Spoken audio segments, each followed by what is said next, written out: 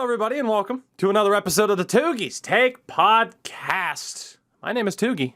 No, it's not on the birth certificate. Joining me today, well, it's the new co-host. The new co-host smell has not worn off quite yet. It is Endo Mills. And smells pretty bad. Yeah. And we have ourselves a guest joining us today. Noted Columbus Blue Jackets fan, so he's perfect to help us break down the Metro Division. He is a former NHL Gaming World Championship winner.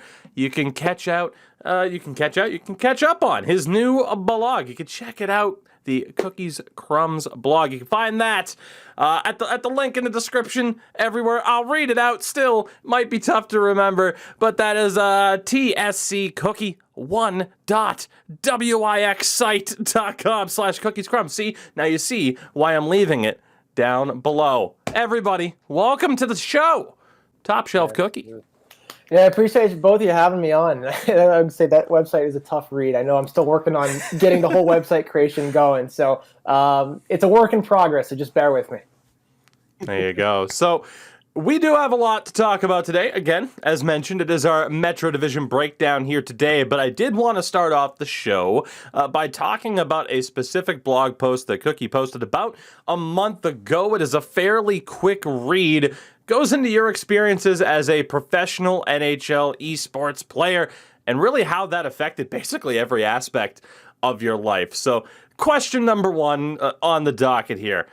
Tell me a little bit about the lead up, what led up to that first GWC appearance? I guess your history with playing NHL, because as someone who thought he was plugged into like having an eye on the competitive scene, it seemed like you just kind of showed up out of nowhere and took things over.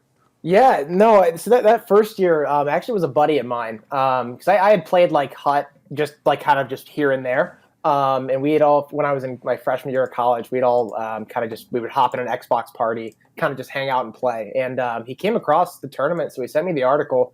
And I always thought it'd be cool, and I never had played competitively. I was like, I beat all my buddies, like, we'll give it a shot. And so I remember the first week of, because at that time they did 4-week qualifiers, one each week, and one would move on. And I remember first week I lost in like the second round. I was like, oh God, okay, this is going to be a tough time in this tournament. So I didn't have too many high expectations. And then the second week came around and it switched over to PlayStation. So I was like, all right, I'm going to give myself the best opportunity to make it. And I was like, who has a PlayStation that I know? I texted my brother. It's like, hey, dude, can I just borrow your PlayStation for a week?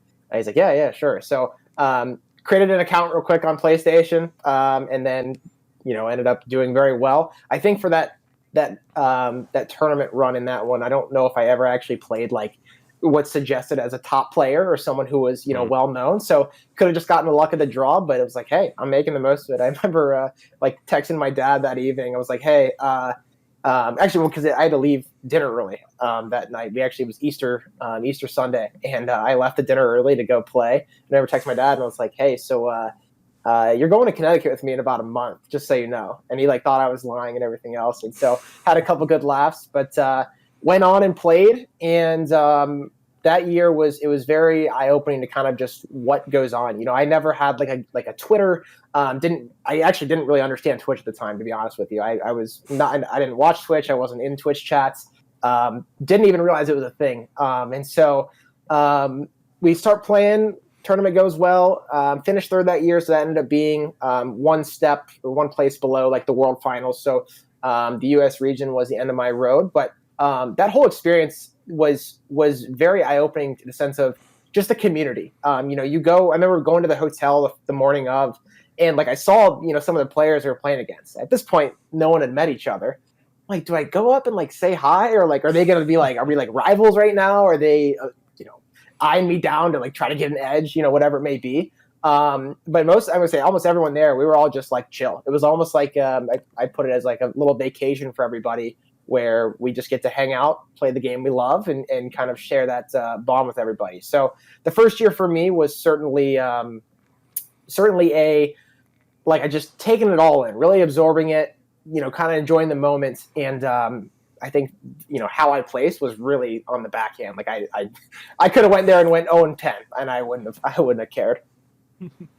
Now, obviously, moving forward, of course, you would end up becoming a champion of that particular tournament. Not long after that, again, the years, for me at least, was it 2020, if I'm not mistaken? 2019. Yeah. 2019. 2019 it Or, no, was. or was Okay, it so it was.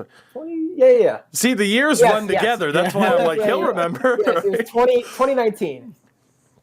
All right, so they've been running that tournament for that long now. I think maybe because it's changed in so many different kind of ways that it can really kind of play tricks on you there. But like I mentioned in the article, you talk a lot. It is, I'd say, the main portion of the article about the mental and physical effects that you went through to get to that point where you felt like you were at the top of your game and able to end up winning the entire tournament.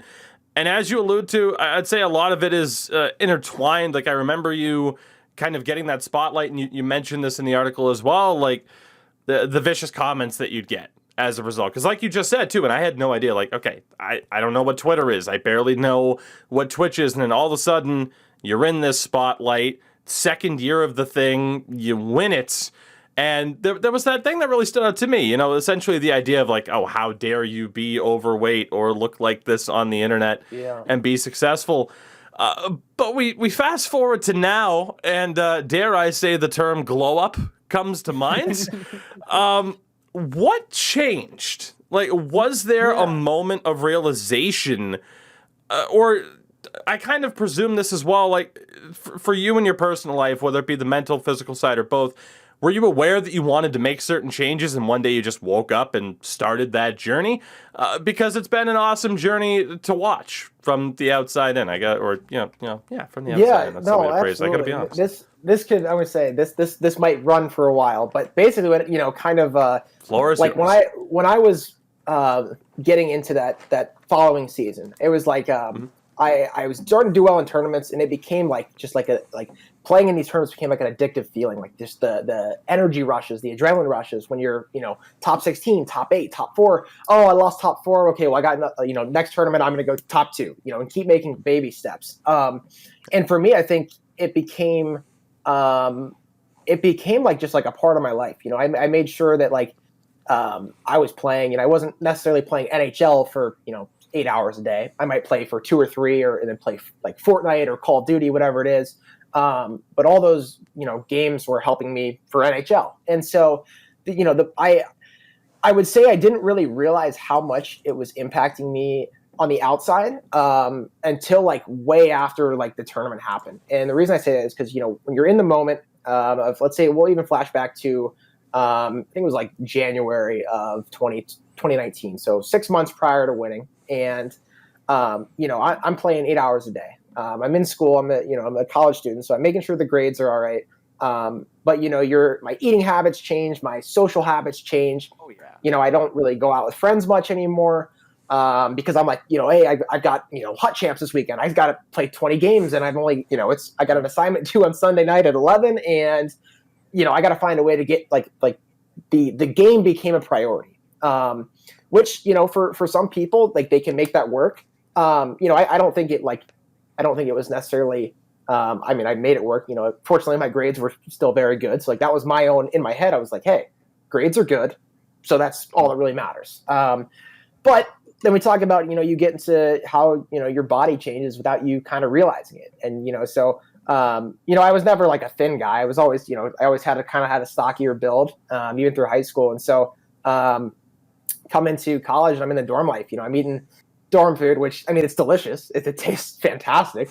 Obviously not the greatest food for you, but so, I'm going to the all you can eat, dining halls, at college, and I would, just have a feast, and I'd come back home, get my schoolwork done, and then immediately hop on the game. So, that kind of repeated for, that whole, I would say, from maybe October of 2018 all the way through until the end of GWC, which would have been in June of 2019. And so it's such a, you think about it, it's such a small window of time, 6 month range. And you think to yourself, like, I'm not eating great, not exercising. I'm, not really hanging out too much with your friends, but a lot can happen in those 6 months. And you really don't realize it until you're like too far gone, is what I like to say. So, for me, kind of going into that whole experience, then you win, right? And you've got the memories, the excitement, and that feeling where it's like it paid off. And yeah, I felt like it paid off in the moment, but like and honestly, if I could go back, I would do things a lot differently because like I said, it paid off and it worked out. I got to that top goal, but I don't think it actually fulfilled what I was like chasing after. And I think it really comes down to, I didn't realize really what I wanted kind of in my life until after that. Getting it put into that scene, like you had mentioned, where I wasn't familiar with Twitch. I wasn't familiar with, Twitter and everyone and like having gaming accounts to share. So when you start getting, and I wrote about this in the blog, when you start getting that sort of little bit of fame, a little bit of publicity, you get some articles, some videos about you. You can tell yourself, and me knowing like at that point I was, I peaked out like 245 pounds and I'm 5'7", so I'm small, right?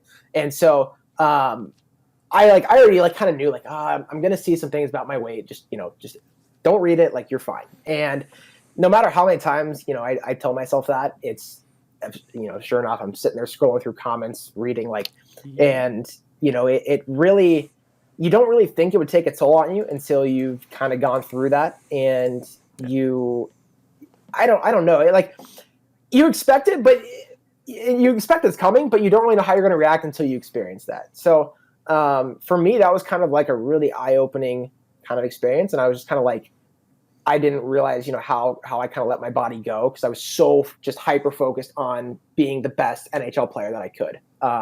So then, summer goes around, I celebrate, we do some promotional events, which we went to New York for those, for the launch of 20. Fantastic. But again, I look at those photos and it's the same thing, people commenting about my weight. And the one that stuck out, I mentioned the article too, or the blog, is, someone was like, oh, he won $50,000. Like, I hope he spends at least $10,000 on a personal trainer. And I was just like, I read it, and then, you've got a couple people that, comment, having your back. But when you see, hey, this comment just had 500 likes and there's, 4 or 5 people trying to back you up, like, it feels bad, it feels crappy. And there's really no other way to put that. So, again, I know I kind of just went on a long rant there. So, no, it's perfectly fine. And I think too is a very cool thing, just kind of learning from it was, so now that I kind of had gone through that, I'd seen kind of like the bad end of social media. How there's going to be people that no matter what you do, I mean, it doesn't have to, weight aside, it could be just like how skilled you are, how funny you are, how entertaining. There's always going to be people that hate on you. And I mean, if you have haters, that's a good thing. You're doing something right. I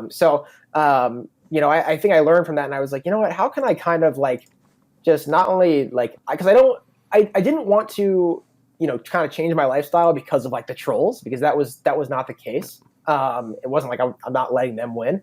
It actually was kind of a funny story. So Sleeves and John Wayne, we like were texting. April, it was like right when COVID had started, like the first kind of quarantine in March. And he was like, hey guys, like, I think Sleeves like, guys, like, does anyone want to just go on like a workout grind and just like try to get in the best shape? Like, and I was like, at this, like I said, at this point I was like 240 pounds, and I had just been gaining weight since I ever left high school. I was like, yeah, like, sure. Like, I'm down. I gave myself 5 or 6 diets that didn't ever work. Maybe the 7th one will work. And so we were trying to hold each other accountable. So we had certain weight goals. If you didn't hit them, you might have to like eat some dog food on streams or drink a shot of hot sauce, whatever it might be. Fortunately, I never. Don't get any ideas, Endo, please. This is not an advocate for that on this podcast. But it was, like, it kept me accountable, and I knew of myself that I didn't want to do any of those awful things. So it really put me to the grind, and I was like, all right, like, this weight thing is going to be, my priority. And that's where I guess you kind of tie it into, think about it, how I was so hyper focused on, gaming the year prior, that when it switched, like I became like so hyper focused on kind of just needed that mental switch, that kind of mental switch to like fully check in and buy in, to then kind of change my lifestyle. But And I know, the more, and we can obviously continue to talk about it here. And for those who end up reading the blog piece, like one of my main things though is I want to preface this is that it's not to deter anyone from wanting to join into esports or be a competitive player. The message behind that was to while it might be there's a lot of glamour on the outside, it might seem very cool to kind of get that sort of publicity. A lot of people don't talk about the bad things that come from it. I think that kind of gets overshadowed. So that was kind of just me bringing light to the situation where, yeah, you're going to have a ton of good things, but on the other hand, you're going to have a ton of bad things that come with it. At least for my experience. You may not experience, any of the stuff that I go through or went through, and but at the same time, it's likely if it's not for weight, like I said, it's going to be for your skill. It's going to be for your entertainment value, or how annoying you are as a person. Just someone's going to find something to want to. I mean, I'm just going to say, you guys have you've seen. There's probably random haters on anything you do. Oh yeah. I mean, you could be doing literally something great for the community, and they're still going to find a way to twist it on you. So. In the past 24 hours, I have been blamed personally for a certain direction with NHL 22 in terms of I'm the reason they focused on roster sharing instead of cross-play or cross-platform or anything like that. Blame, so huh? yeah, there's always something. You're not wrong about that. I mean, you're not wrong in a sense either, right? Okay, people view it as, okay, in your instance, you played a video game for money and you won money, what's there to complain about? But like you said, the idea of, okay, well, I had to balance trying to play, trying to still be successful at school, my personal health, and hey, for you, the personal health started to slip a little bit because guess what? That's a lot to manage. And then at the same time, yeah, if you look online, it can be somebody just trying to knock you down because that's how it works. How dare you, again, make money off of a video game? Exactly. It's the same thing for anyone who's a YouTuber or a streamer. It's like, oh, in my instance, again, it's the idea of, oh, you play video games for money. But any streamer, for the most part, will tell you, like, yeah, but you don't really think about all the pressures that come along with that, and the constant, for most people in my experience that I've talked to, the fighting off of feeling inadequate in terms of am what I doing right now? I can't speak. What I'm doing right now, is that good enough? Am I good enough right now? Am I doing enough? Why did my view count drop by 3% over the past 2 weeks? That 3%, is that going to turn into 10? And then the snowball effects are there. So yeah, I mean, I definitely get what you're saying, and the idea of like, hey, guess what? For you, it was tough to balance all three. For some people, maybe not. For some people, it's like, oh, cool, the more pressure, the better, and they just thrive. And I think too, what really, because I went to Ohio State, which was the school has a ton of people, right? And so, you just go around, like if I'm walking to class or going around the campus to go to my classes, like I see a bunch of people, right? And it's like, when I let myself get to that point where I was just like, I was physically just unhealthy, it's from a social aspect and just like confidence aspect, like I felt like I couldn't even like talk to people, like certain, it's like they look too cool for me, or like those are like, athletes over there, like they're all like pretty jacked, like they would be like, it'd be embarrassing for me to even walk by them, right? Or same thing, if I was, I went out and there was a time, I remember this specifically, I remember sitting there because the campus is huge, so there was a class that I was taking that was just super far away, and so Ohio State has like bus routes that kind of roll through. I remember like getting on the bus and I sat next to this woman. I had a great conversation, super awesome to meet her and talk with her, and like I just remember thinking to myself like, yeah, like that'd be cool if I could like meet her again or see her again. Like I should like give her my phone number or something, or like shoot her a text or something.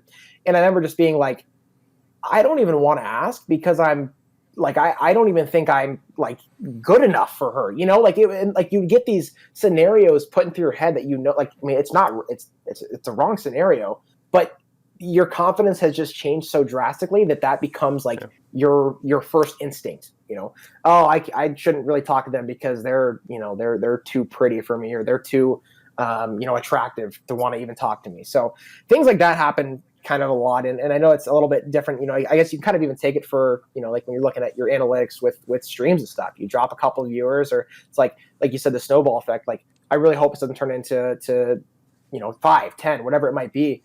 And it's really hard to get out of that stage of where you're looking at analytics or just kind of how you view yourself, because once the confidence in yourself is gone, like, it is going to go downhill, regardless of how much videos you put out, how much, from a social aspect, how many people you talk to, how much you put yourself out there. When the confidence is gone, everything is gone. I can't agree with that. I can't agree with that anymore. God, no, we could keep up this specific conversation for a while, honestly. And again, it's the reason why I wanted you on the show, because we've been able to interact a couple of times, and I'm like, he is perfect for this show, because he can take a topic and just run with it, and it's delightful. You have to get me on the mute button at some point. It's perfectly fine. We will move on. I did have a third question here in particular, although if you've thought of anything, hey, feel free to jump in here. Yeah, but I was gonna jump in right now, actually. I was waiting for my cue. Hey, all right, Tougie, hold on. Yeah, I can relate a lot to like how Cookies. The name's too similar. I can relate to how like you kind of feeling a little bit. Recently, last year, I scored an internship with TSN Bar Down, and I went basically from like 0 to like 100 like super quick. It was like you're here, you're doing your thing, and then bam, now you're working with some of the biggest names in North America for internet content and sports and everything like that. And I personally, at first I thought, oh, this is a great opportunity. But sometimes when you get something and it just hits you, you're just kind of thrown at back by a little bit. The amount of like, the amount of like situations where it's, you put something out there, you post something that's a little bit off or something's a little bit askew.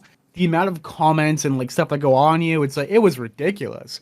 I feel bad for guys like Jesse Paul, who gets a lot of flack for his personality, but that's just him. That's just the kind of guy he is. Himself. Yeah, he's a squid. That actually puts me. It's like, you want to be yourself. You want to show that you're fun. Like, you want to make someone smile, right? And while you might have 95% of people that like they scroll through it, like, that was hilarious. That kind of made me chuckle, whatever. And they go on. The 5% that just wants to make their voice heard, like, oh, that was so stupid. How embarrassing of him. Like you're. I actually remember when we had the 2020 GWC, because when COVID happened, it kind of like we qualified and then it kind of went on hold. But I remember I like posted a photo after qualifying, and I like showed my armpit, and it was just like drenched in sweat, and my hair was a mess. I remember the picture. And I remember saying, like, this is what GWC does to you. And someone was like, dude, you're 22. Like, why are you posting this? I'm like, I mean, I am 22. I get it. But like, I don't know. It's kind of funny, right? Like, someone's going to get a kick out of it. So that's why I've kind of accepted this point. You're not going to please everybody. And that's just, that's life, right? You can't make everybody happy. As long as, what you're doing in your life is making you happy. That's the way to go. Cause I can't stress that enough. Exactly. And I'll add to that as well to say, because I mean, you just kind of took the words out of my mouth, right? Like, eventually, I feel like most people are able to come to that conclusion of, I just got to be happy being who I am. And you're not going to be able to please everybody. And I had that realization, content-wise, where it's like, okay, I am who I am. You can't necessarily, suppress any aspect of that, man. If who I am and my personality type is for someone, cool. If it's not, then hey, it's not. But like you mentioned too, in terms of the negative side of things, it's very, very difficult, I think, in general, to not focus on that like 1 to 5% of negativity, because obviously that's what stands out. You get 95% positivity, and it's like, oh, okay, that's great, but why this 5%? Why is this different? Why does it like sting to you? It's brutal. It's one of those. I always compare it to like because I guess you get to the point where because I guess obviously you're gonna have the people who support you, right? And you always will. And like they're gonna say, hey, great video, Tougie, or hey, Endo, love the piece. You get multiple of those. It's like, all right, that's awesome. I love the support.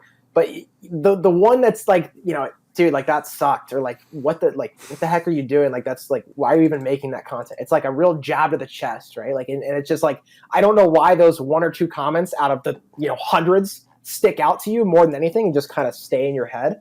But that's kind of, the way it is. And not the way it is, but that's how I think for most people the way it is. And I think it's a hard learning thing to kind of accept that, especially being with everything so focused and online. Like this is like, we're just, granted, I know it is 2021, so this technology is advanced, but just having a podcast like this, talking about this stuff, having social media be so involved with our lives, I don't think people truly understand what goes into it until you're like involved, until you're fully invested into it. So, God bless the trolls, but I don't know. I guess every now and then a troll gives me some humor. I am able to laugh at myself. It is funny at times, but I don't know, man. You're just rent free in those people's heads. So that's the way I look at it. Hey, if they're not, they're still talking about you, which is hey, they're sharing your stuff. Analytics going up, you can't complain. That's exactly the standpoint I take, particularly on Twitch. Endo's well aware of this. I pretty much have, for the most part, like a no ban policy on trolls. It's like it comes off as egotistical, but for the most part, and I think once a creator realizes it, or even someone in your position where it's like, look, I'm just a guy who did well in a tournament to start things off and was still at the receiving end of this. At the end of the day, someone's interacting with you. If your goal as a content creator is to be a content creator, someone's interacting with you. Like you said, the analytics are going up. If someone's in a Twitch chat trying to trash talk you, that just makes you look better. So it's a lovely thing. I feel sorry for people, and sometimes things will always get to you. I won't downplay that and say it's perfect and that there's never any downs. Like for someone in my position or higher up, there's never any downs. That's not true. But for the most part, it is a very liberating feeling, as we've kind of alluded towards, right? The idea of just like, I am who I am. I'm not changing that. No troll's going to make me change that, but they can yell into the void and do their best. It's a very, very liberating feeling.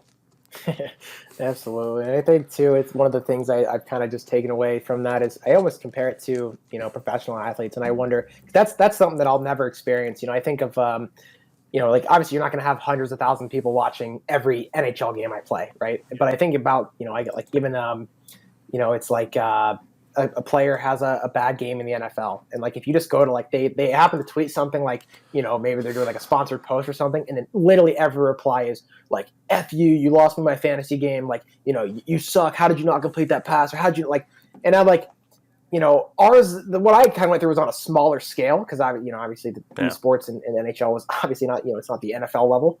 But it's like, I really admire athletes in that sense because not only are they doing incredible things on the field, but just the mental side off the field has got to be a huge toll. And I think it's, athletes really I don't think they really speak on it much, but obviously some athletes will respond to some trolls, but when you're seeing that stuff over and over and over, it's tough. It's tough, man. For sure. So, Endo, unless you got anything else, we'll get to that highly anticipated third question. I've asked 2 questions. Endo added 1. That's been the show so far.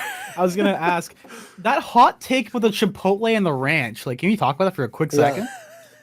Yeah, so I'll actually be kind of quick on this one because I could go on for a long time on this. No third question.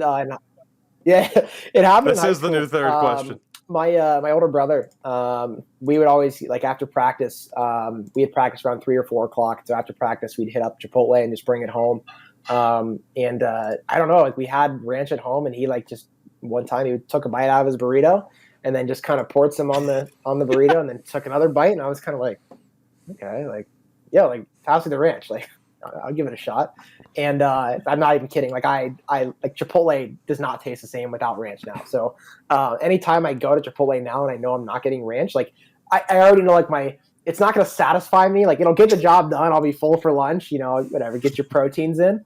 But it's just a combination. I think people that say that they don't like it are just not trying it. It's simple as that. Like they're just saying it sucks for just to say it. Because I actually challenge anyone, if they try it, I promise you, like I even told people on Twitter, I'm like, dude, I will literally pay for your burrito if you don't like it. Like I have no problem doing it. Like, because I am so confident that people are going to like it. So in this case, I would say for both of you, I don't know if you guys have had dinner yet, but would be a great time to get some Chipotle with ranch.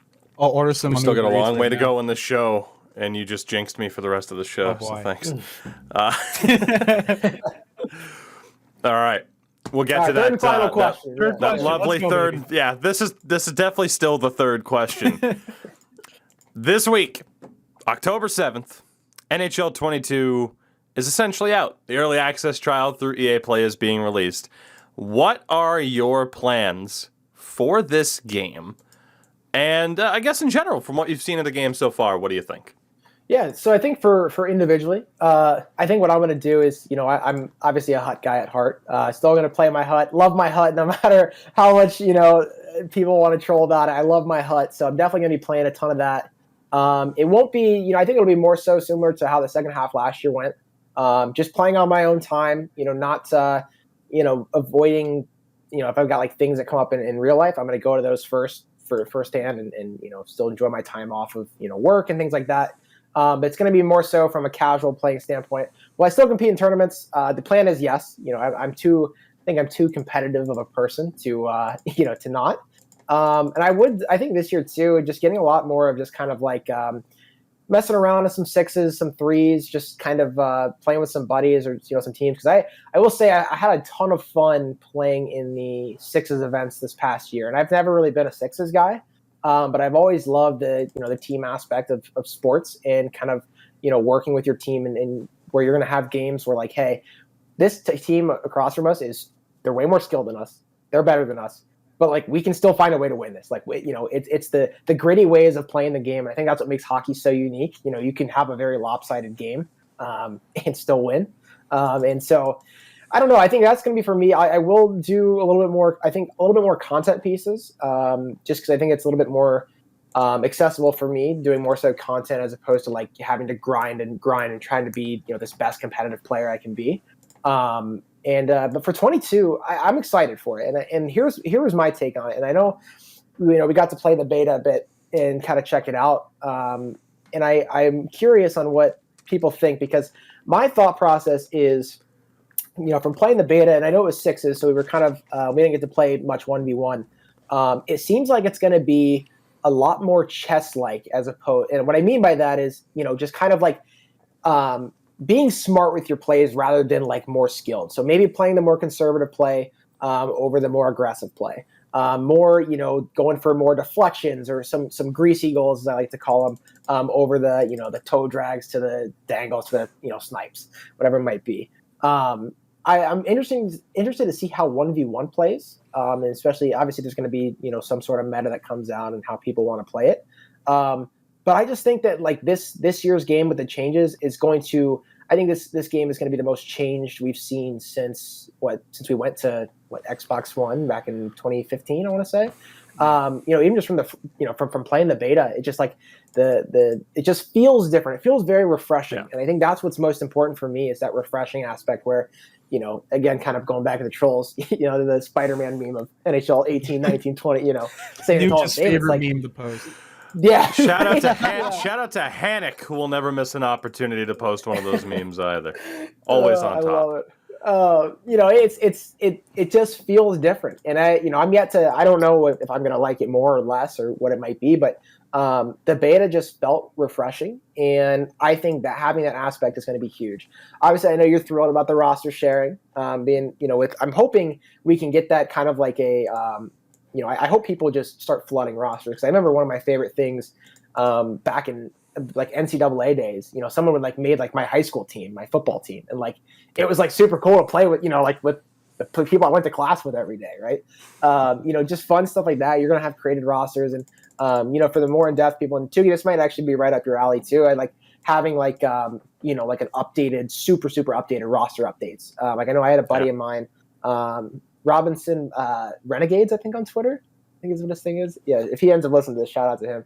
He was, because when we watched Jackets games, right? As a Jackets fan, I watch all their games. And like Eric Robinson to me is like one of the fastest guys in the league. He's a young guy's super speedy, and like every time we get an update out, he's like 82 speed because he's like a 74 overall or something. He's low, and he was texting me or he was DMing me on Twitter. He's like, why is Eric Robinson so slow? I'm like, dude, trust me, I don't know. I'm right there with you. So Adding the roster updates will be very awesome. I think I believe tomorrow or 6th or 7th when they're having the in-depth. There's like a hut preview. Yeah. Is it tomorrow? Is it tomorrow or is it Wednesday the 6th? Yeah. Wednesday the 6th. So I'm excited to see that, see what kind of changes happen, and kind of see how the hut goes. Just from me being a hut guy, and I don't know, like I have very, very high expectations for this year, and that's genuinely, and I've always kind of kept my tongue in my mouth when it comes to like being like, oh, it's gonna be the best game since NHL. This 12, is your year, Cookie. It's your year. This is everyone's year. I think this game is going to be the most complete game I think we've had in a long time. It's my year. Let's be honest. Roster sharing was added. It's my year, everybody. And I think it's got a lot for everybody. And I tell you what, I really appreciate it. And I think a lot of people, some people speak on it too, is having those where the devs would come on and speak. I think Henrique and Sleeves kind of talk to the devs, say, hey, these changes happen. Can you tell us more about that? And I think having that sort of connection with community is huge. Mm-hmm. Keeping that communication up throughout the year. I expect it to keep that way. I hope it stays that way. Because always having a voice, in the community, right? Yeah, right. Keeping it, always keeping that communication open is perfect. Making sure that you felt heard as a community. So, but that was another long rant. Like I said, it's gonna happen. I want to hear your guys' thoughts. What do you like? What's kind of stood out to you guys? What has been something you're most excited for, or maybe like a little disappointed in, or would love to hear your thoughts. Well, I'll let Endo go in a second, but I will say I made a note of Eric Robinson speed once I get to the editing process. But check out some games of him, and you'll be like, wow, that guy flies. Yeah, I mean, trust me. Like for me, obviously, like, the roster sharing thing is the big deal, and your thought of like, hey, like a daily update, like that's the plan, at least if not every other day, because EA's been so limited to it's like a bi-weekly update schedule, Endo, which has been an issue. Like, oh, okay, cool. I got to wait 2 weeks to hope this guy got an update, and it just doesn't happen. But Endo, I mean, we played a decent amount of the beta together. I want to know what you think. Aside from you yelling at the rest of us about like it's not like 21, like stop doing the same stuff that works then. It was a lot of fun. I'm not sure if it was fun because it was a new experience, it was fresh, or just because we finally got to have something that was more like realistic, kind of like a simulation. I think this has been the most simulation kind of like hockey. I noticed a lot of the EA Sports IPs are getting to that similar route. Madden, definitely not a simulation at all. Holy. But we're getting to that route where I think people are finally going to be happy with everything. I said on Twitter that the biggest takeaway I could take from the beta, at least if it stays the way, it seems like a mix of NHL 2K10 and NHL 14 in that same realm where you have the realism, you have a little bit of still kind of elements that are kind of arcadey, but it's just a nice mesh. You have to be cautious with your passes. You have to make sure you're not going too far off the ice, getting caught back. I think it's going to be a good year. I'm excited to see how the hut stuff is going to be. I never really cared about hut, realistically. Like, don't shoot me. Yeah. But I think I'm starting a new series this year where I try and spend no money whatsoever and no coins. So I want to see how far the internal... Oh, okay. Yeah, I want to see how far the internal infrastructure of hut can take me without spending an entire thing. And then maybe eventually, if I feel confident enough, I'd take all the winnings that I have and dump it on the GWC. There you go. Yeah, I mean, and I think what's kind of stood out to me too is kind of that simulation versus arcadey feel, and I think that's kind of an argument for the community. I think you'll have people who say, I want a more arcadey game because it's more, the skilled player always wins. Where on the other hand, you're going to have, you'll have people who say, I want more of a realistic thing. If I'm going to actually dump the puck in or shoot for a rebound and score, purposely going for rebound goals or deflections, what it might be, where it's not the most skilled. And I think that's where, you kind of say it's that fresh feeling. I think having these changes is going to be something that it's going to take people to get used to. And I this is where my kind of hope is. I hope that EA waits to make adjustments, let it kind of sit for a little bit, let people readjust, because even in the beta, I mean, there was the same habit of people wanting to like doing some back skating and some backhand toe drag passes that used to be rocket passes that don't work anymore. And I just hope that there's at least that time, where people can say, hey, we need to adjust.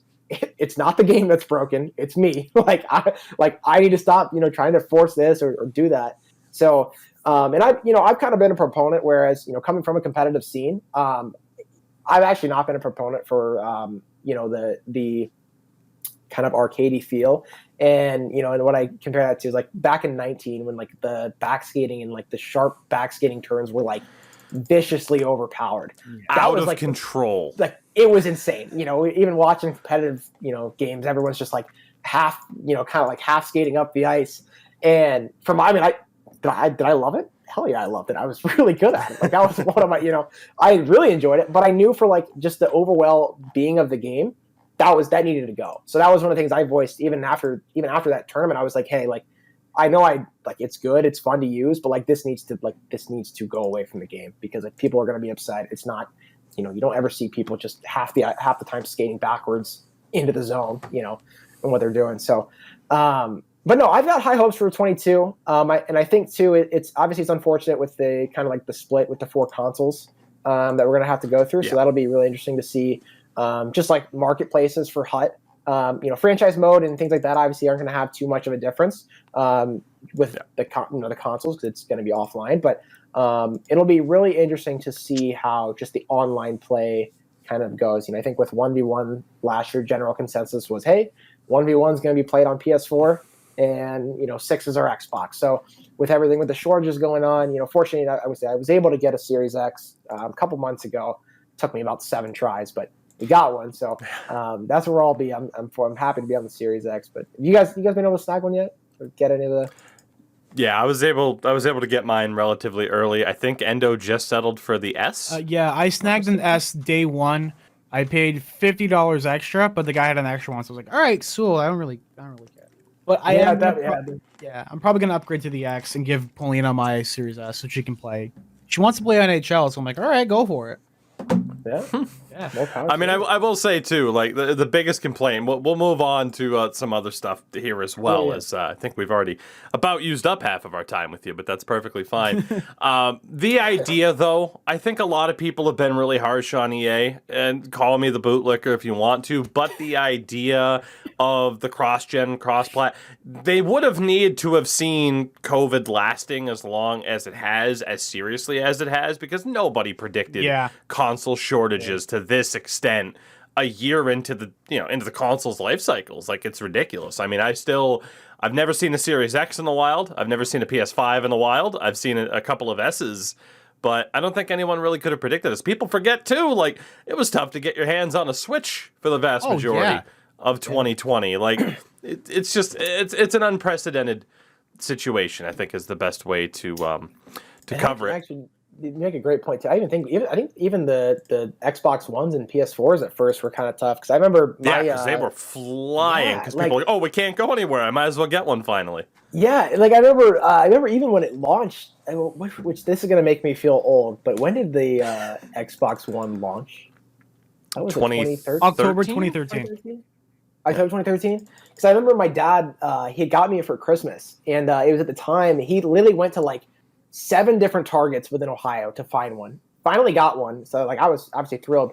But it happened to be like the time when like Target, I don't know if you guys ever heard about this, but like Target like got like millions of credit card numbers stolen, like around the holiday season. I heard about that, yeah. And my dad was one of them, so he was like, I remember he was like, damn it, Matt, like what, like because he had to just get all the stuff reset and everything, and he's like, all for a frickin' Xbox. And then sure enough, 6 years later, gaming kind of became a part of my life. So in other words, I guess it was kind of worth it, Dad.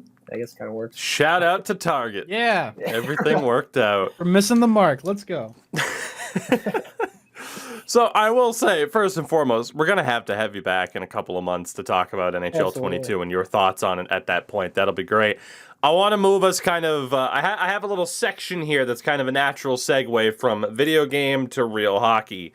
And that is to talk about. Endo and I talked about EA NHL 22 ratings for goaltenders and defensemen. And leading up to today, the top 10 skaters for center and both wing positions were released. I'm gonna pull those up right now, too. Feel free. I mean, I got them here in front of me as well, and we'll read them off, right? We'll start off at center, which was announced today. Highest rated player. He is the highest rated player in the game. Surprise, surprise, at a 95. It's Connor McDavid. There's no controversy there. We move on. I guess people could say he should be a 99, but then we get into the debate of how good is his defense actually, and shouldn't a 99 be a perfect player? And it's not really worth that discussion, at least not right now. Then you have a trio of McKinnon, Crosby, and Draisaitl, all at a 93. You could argue a point or two here and there, but the idea is they're still amongst the elite players in the league. Again, I don't see a disagreement there either. You have Austin Matthews at number 5 as a 92. No disagreement from me on that one. Patrice Bergeron and Jack Eichel, both at a 91. I guess this is healthy Jack Eichel, out of Buffalo Jack Eichel. And then the reason why I wanted to bring up these centers is the bottom 3. You have Sasha Barkov at a 90, well deserved. Anze Kopitar still kicking in at a 90. Is this podcast still number 1 in Slovenia? I don't know, but we still have Anze Kopitar around here. And then Steven Stamkos. The top response is number 1, he's more of a winger now. And then the second response I saw was, how is he in over Braden Point? Braden Point disrespect. Yeah. That was the first thing that came to mind. Is Braden Point not being there is pretty wild. Sorry, I didn't mean to cut you off. So you go ahead, keep going there. I mean, again, though, my response to this on Twitter was simply, "Hey, just wait until December," because these conversations don't matter as much at this point. I mean, they'll affect Versus and everything like that, but that was an interesting one, but not quite anything like prior years where Drew Doughty was still kicking around over a 90 overall. There's nothing egregious there. There's no legacy rating there. For left wings, although go ahead. Yeah, I was gonna say, I think overall, here's my take on the centers. I definitely Point to me should be in the top 10. I think everything, I actually think Austin Matthews might actually be more so in the 93, 94 range. Personally, I think just his scoring ability gets him up there. And actually, I think Barkov is better than the 90. And I want to hear your thoughts because I watched a little bit more of Florida stuff, their games because of like Wenberg and Duclair going there being like Jackets previously. So I watched them play a good amount, and you still see just ridiculous plays from Barkov, and just that he's that tall centerman. He's plays both sides very well. A 90 seems kind of low to me. I don't disagree. I think it's I think it's a little bit of anti-Florida bias. Personally, I think it's going on for both teams to not have Braden Point a little bit higher rated there either. So I don't know. It's that was an interesting one for me though too. Was Barkov kicking in at a 90? Again, not that I dislike Anze Kopitar, but I'd take Barkov over Kopitar at this point, and for the next decade, of course, because hey, Anze's getting up there. Speaking of getting up there, we get to the left wings, and Alex Ovechkin, the ageless wonder, is the highest rated left wing at a 92. And then right behind him, you have Brad Marchand and Termi Panarin at 91.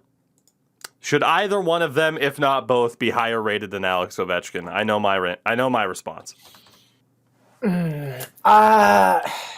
So I think if you're going to take like a overall player, I think it's tough because here's my thing. Obviously Ovechkin's, you could argue he's the greatest goal scorer of all time. If we're looking at like individual attributes, he 100% deserves to have the best shooting out of anybody. Hands down, I'll die on the throne to that. Right? That is for sure. He's the best shooter in my opinion. But I think if you're looking at overall as player, I think like Panarin probably. I would actually probably argue that Panarin could be the best winger. Huberdeau could be up there as well. And I know Tougie. I know you're a Boston guy. And as much as from having the series against the Jackets in Boston a couple years ago, as much as I don't like Brad Marchand, I respect him as a player. He's a great player. He's a fantastic guy. That's all we ask from this fan base. That's right? all we Like, ask. I mean, you know, because you know damn well that everybody who says, oh, what people like always, oh, he's a rat, like get him off the team. Like he earned it. You would love him on, like, I would love him on the Jackets. Like, straight up, like every team would love to have him. It's just he's that one guy that everyone it's so hard to play against. So, but to have Ovechkin as the first left winger, I would say more so third or fourth. I think that's fair at this point. Endo, any disagreement? I think so too. I mean, Ovi's been kind of like for the past, like he's still like a dynamic like player in the offensive zone, but I don't really see him playing much defense. He is a little bit older. He obviously is known for that shot, and I think he's more looking to break the record as soon as possible if he can. So I think maybe number one. I don't know. See, I think too, something that we're underrating this year now is X factors being in the game. Because it can allow someone like an Alex Ovechkin to have a lower overall, but still have that dynamic offensive ability that he still has. And I think we're going to slowly transition into that. I can't say for certainty or with certainty why, things are the way they are with certain guys still having higher overalls. I feel like a lot of it's, connected to trade value within franchise mode, because what happens if you make Alex Ovechkin an 89? Yes, he still has great offense, but does that drop the value too much? There's a whole balancing game behind the scenes that they're definitely playing there. For other left wings, Huberdeau is at a 90, so he's fourth amongst left wings, which, again, deserved. I'll mention these three. Kirill Kaprizov, Kyle Connor, and Matthew Tkachuk, all at an 88. That might be the fastest ascension to an 88 overall since, like, NHL 2006. Yeah, 100%. Yeah. And he really took off. I think for me, I really took notice of him getting towards the end of last season, and seeing some of the highlights. I mean, he is a stud. But just for how ratings go, like you said, getting to an 88 that quickly, because he probably was maybe an 80 or an 81 like late end of last year. So, that's I mean, I think Austin Matthews, even after his rookie season, was still like an 87 or an 88 in that following season. So. You're spot on there. I will say Connor, Tkachuk also both where they should be, I would say, up in that ranking. Then we have Johnny Gaudreau, Gabe Landeskog, and Jake Gensel. The disrespect to Jake Gensel was my first assessment. I think this is one of the more underrated kind of players in the game. I don't know if it's a matter of the people behind the scenes with the ratings thinking he's just a product of Sidney Crosby, but this is just as disrespectful, if not more, than Braden Point not being on the list to me. Yeah, no, that's a great point too. And I think from, obviously the Penguins being a huge rival, I got to see a lot of the games in person whenever the Jackets played Pittsburgh and Columbus. And I can definitely say, like, him and Gensel or Gensel and Crosby work extremely well together. It's like feels like they've been playing. I know they have been playing for years now, but like they just have that connection that you wish your top line always had. And maybe, like you said, maybe that's part of it. Maybe they feel like, well, hey, maybe Crosby's carrying more of a heavy load, and then I'd have to really check to see what, like, statistically speaking. And I know it's not all about analytics and stats, but like how Jake Gensel performs when Crosby's like not on the ice or not on his line, and maybe that had to do something with it. I don't know. That's above my knowledge, but who knows? It is always interesting to look at stats like that, right? Like, okay, you have especially someone like Crosby who has the reputation of making everyone around him better, allowing Pittsburgh to spend money in other places along, the way to winning cups. So does he still do the 8.7? Yeah, 8.7 million for his I think his contract. Yes, sir. I think it was like a superstition. Yes, he does. Right? Mm-hmm. Yep, that deal expires. That, like I said, it keeps cap room open, keeps space open. So he has 3 years left on a deal, still worth an 8.7 cap hit. He's 34. It's ridiculous. Tougie, I think I actually got you on mute for a sec. Yeah, I think you hit your mic. We're good. Yep. Hey, well, there we go. Gotta love it. It's the one thing, man. We're doing podcasts a little bit differently than we used to. There's one button I got to avoid, but it works for what else I'm doing in the background. Anyway, Crosby is at he's got 3 more years left at 8.7. at 34 years old. It's a cheat code. Penguins fans are very spoiled. Yeah. The right wingers as well.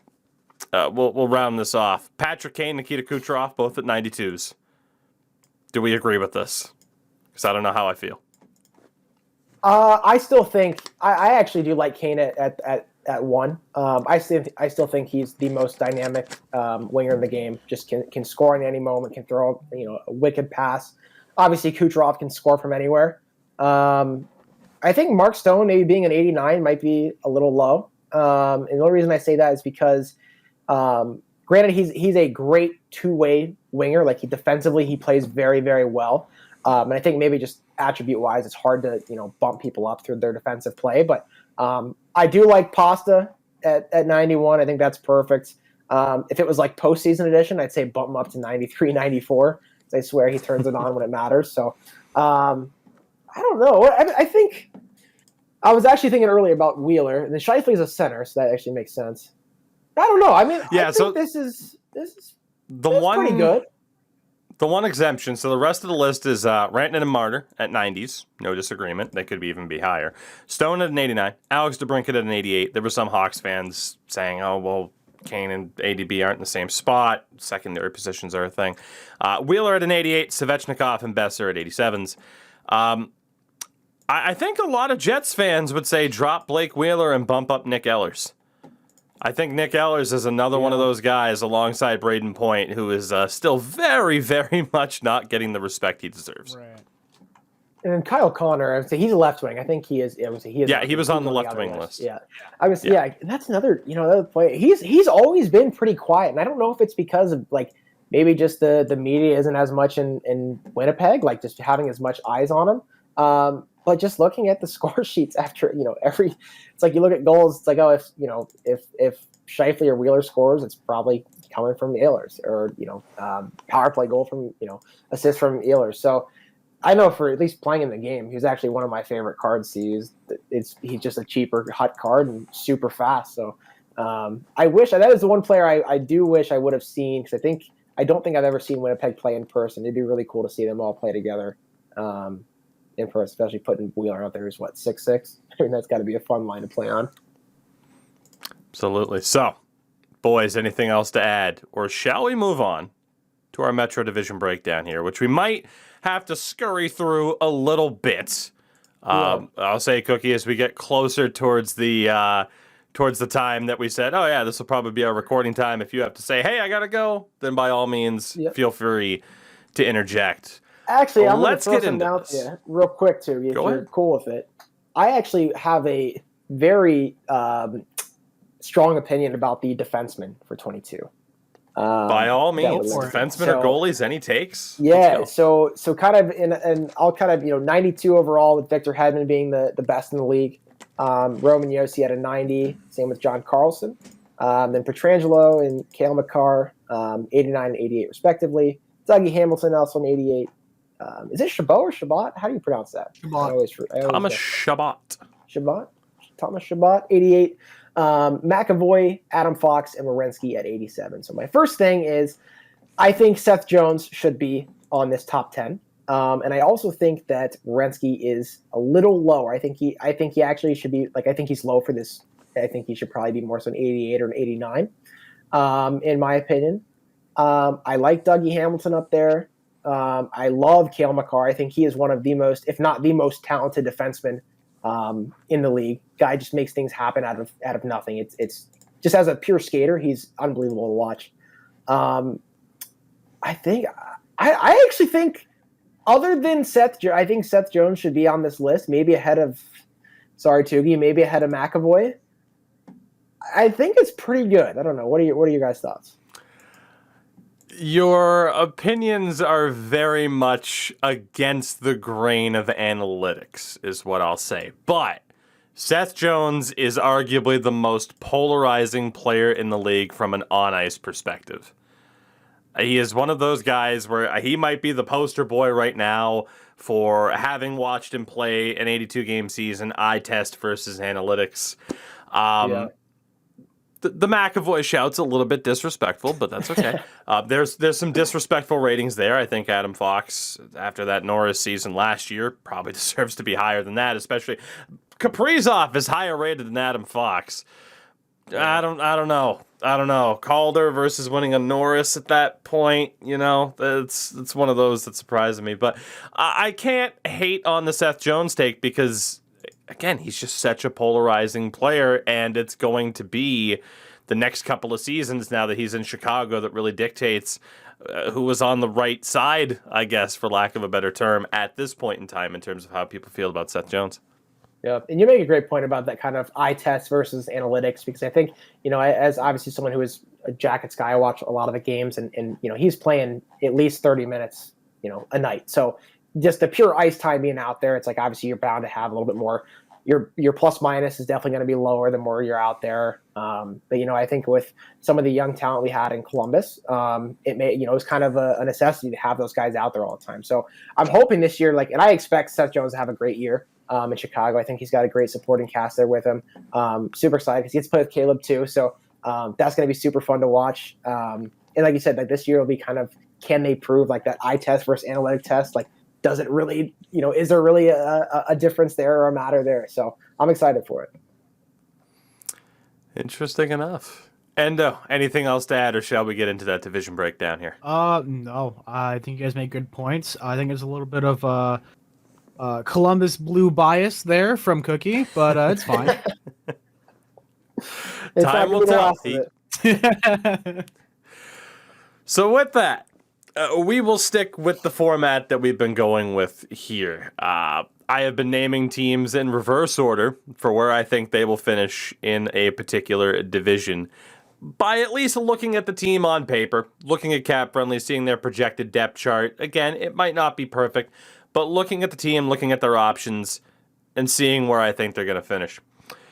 So in terms of the Metro Division, the team that I have finishing in last here, and the first team that we will discuss, Cookie, you want to take a guess? Yep, the Columbus Blue Jackets, baby. You had a look on your face like you kind of already knew. So let's quickly. I'll go over the moves that they've made this off season. We'll kind of set the stage here, and especially we'll let Cookie run with this one, and just kind of discuss everything. So, in terms of moves that have been made this offseason, obviously the big move of dealing Seth Jones to the Chicago Blackhawks for Adam Boqvist, and a pick that became Cole Sillinger, especially. I mean, there were some other picks involved, but that's a hell of a deal. They acquired Jake Bean for the 44th overall pick in the draft from Carolina. They ended up taking a Finn named Alexi Helmosalmi, which is a really fun name to say. And then one of the more surprising moves of the offseason, the one-for-one deal, Cam Atkinson and Jake Voracek, and I feel like I can still see Cookie's heart just break in half, even through the webcam here. In terms of other players that have joined the team, he was mentioned earlier, Sean Corrali comes over from the Boston Bruins. They lose Gavin Bayreuther to Seattle, and then get him back anyway, because what the hell, Seattle, what are they doing? Nobody knows. We'll be talking about them on Friday, by the way. Good friend of the show, One Sin for the Win. He'll be back on Friday to talk about the Sharks. So don't worry. You're not the only one who's going to be incredibly sad. That might be a spoiler for where I have the Sharks ranked in the Pacific Division. But they didn't really have too many big additions to the team outside of the trades that I already mentioned. And in terms of departures, I mean, let's be honest, a lot of the big departures happened in the middle of last season anyway. Nick Foligno, David Savard, those guys moving on. The Jones deal happened. So aside from that, we pretty much kind of have the outlook here for the Blue Jackets. I'll give my piece in a moment as to why I have them in 8th. But Cookie, let's give your general thoughts about the team, and then we'll kind of break it down a bit further. So obviously, as someone who's going to be passionate about it and have high expectations for the team, I think understand on paper, and I totally understand why you have them to where they being at the bottom there. I think you're obviously not alone in that. I think a lot of people do, but I think there's a lot of people that have high hopes for this team, and the reason why. Jake Voracek actually said it himself after I think it was after a preseason game or maybe over practice in the offseason. He said, if Yarmo wanted to fully rebuild this team, he wouldn't have traded for me. I wouldn't have been brought here. And I think that there's still a lot of offensive talent with this team, and Voracek and Line and Roslovic. Bjorkstrand, I think, is probably, you could argue, he's one of the most underrated players across the entire league. Guy just I feel like he scores every night for us. So I think offensively, I think we're going to be okay. I think we'll be solid there. What worries me about the Blue Jackets is their defensive depth. Obviously, you have Arensky. It's going to be a stud. He'll be on the ice a ton. Bachvis is going to be good. Bean's going to be good. But I don't know if we have, like you said, losing Savard, someone that hurts. Gavrikov is going to have to step up and play some more solid minutes for us. So on the bright side, though, on the back end, which, like they say, build your team from the goalie out, I think we have two of the most outstanding goalies in the league. And I think from a starting and backup standpoint, you could argue it's the best tandem. Because I can tell you, I feel confident whether it's Korpisalo or Merzlikins coming in. So Merzlikins obviously started off his career a little rough, but I think, what that streak last year, he went, I think it was like 10 wins in a row or something absurd. And it's promising for them. It does kind of, it's without being said, like eventually we're going to have to choose one goalie, I think. I hope it's not this season. I hope it's not next season. I hope we don't ever have to go that route. But I think that's going to be our main thing is defensively, just needing to tighten up, work things. If we're going to win games, I think they'll be relatively low scoring, 3-2, 2-1s. Just some typical Jackets hockey, right? Just grit and grind and find a way to get it done. But my prediction, just for the record, I think we are getting the second wild card spot. I don't totally rule them out. Endo, before turning it over to you, Cookie, your thoughts on Brad Larson being the new head coach of this team, by the way. Yep. I'm actually glad you brought that up because I love it. And the reason, a lot of people were saying, because Brad Larson, he runs the power play. The power play is last in the league. Why is he, the head coach of this team?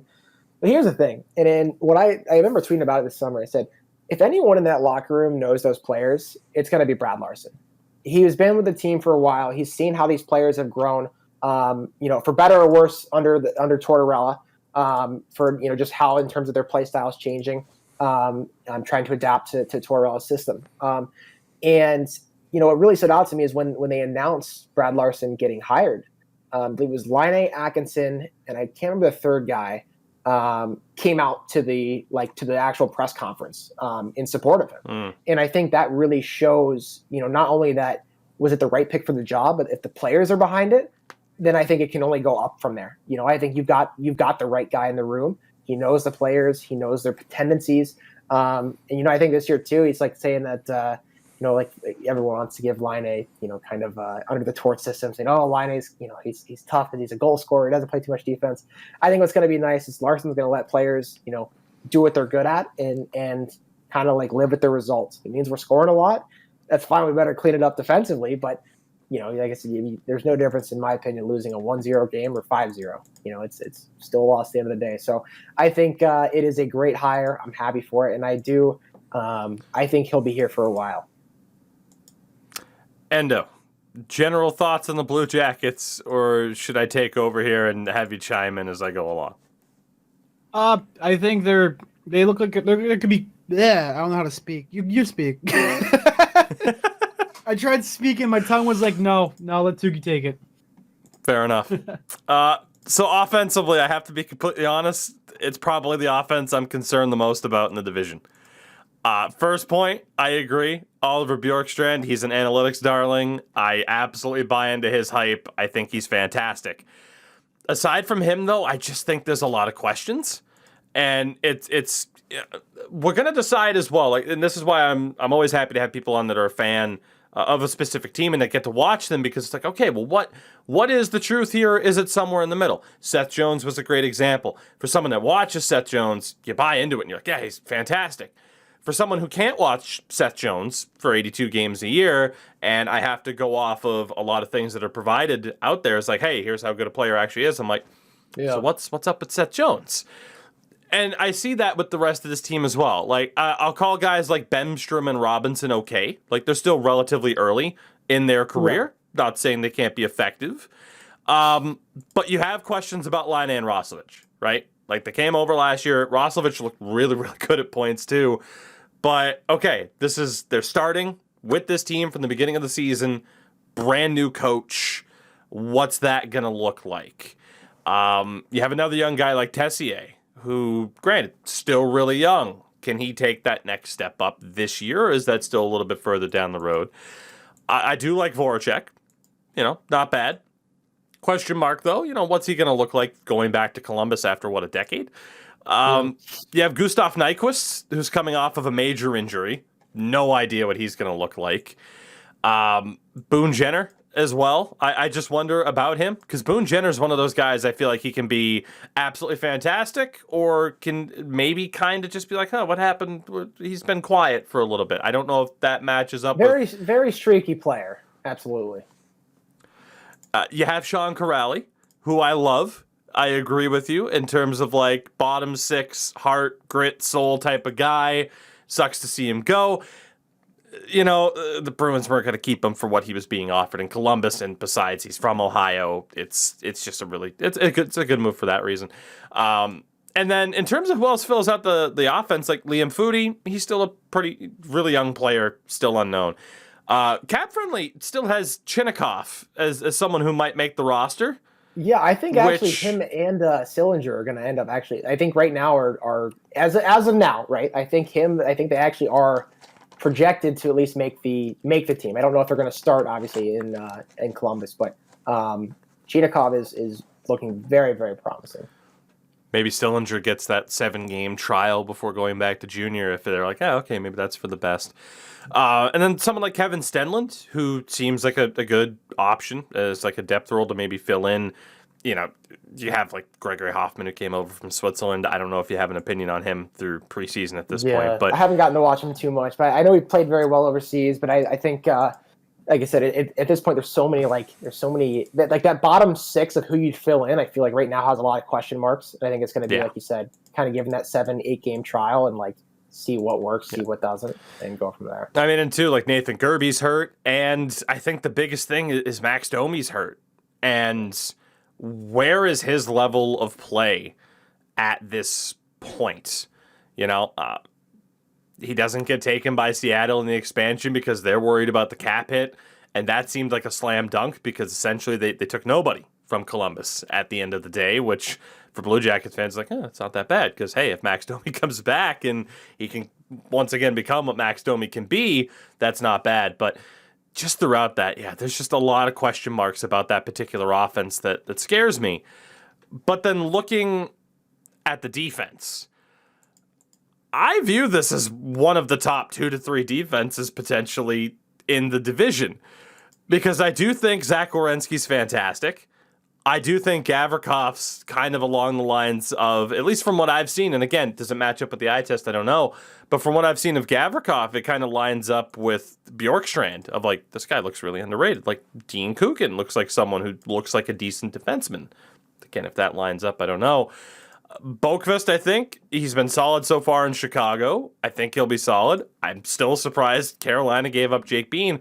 For me, like, the only real question on that defense is like, okay, it's Andrew Peeke or Scott Harrington, I think, as like the 6th option. But Peeke is still, he's not that far removed from being in the NCAA at this point. He still hasn't had a lot of pro experience. So even with the departure of Seth Jones, I actually really like their defense. No, and I think it's a good take there, and especially I think for me, from I guess kind of more so like you said, like the eye test and analytic test, it's like I guess I see when you put, granted I know it was kind of like the COVID season, the first one when Tampa had eliminated the Blue Jackets in the playoffs. To me, it's just like, it was like, I felt like our players were very, very close, like the young guys or people who didn't have too much experience on the team yet were like very close to getting to where they need to be, but just weren't there yet. And so I think with this season is going to be like that kind of make or break area where you're going to have players that start to really stand out and can make that jump into being a top 4 defenseman for the team. And then it's it's been odd too because just the way of the coaching tendencies, like Dean Kukan, for example, like you said, he's great. Like, seems like a great player. I've always had very good things to say about him. He's been solid for us, but he's even himself has seen some time being that seventh defenseman where he isn't dressing. It's kind of, again, just like, I guess they're going with the hot hands, but I guess maybe having those, even if it's, your sixth man, fifth and sixth guys that are constantly changing, I don't know how good or great that is for just overall chemistry or trying to find a groove with it. Because, correct me if I'm wrong, but I feel like pretty much everyone in the league has their defensive partner that they play with. Like they just, they always play with them. So obviously there's going to be some adjustments here and there, what it might be. But I don't know. I think a lot of that too, and you make a great point with the offense. There is a ton of young talent that has shown they're capable of being very, very good. Like you said, Robinson, one of the players that stands out to me the most is can be one of the most impactful players on the ice at any given time.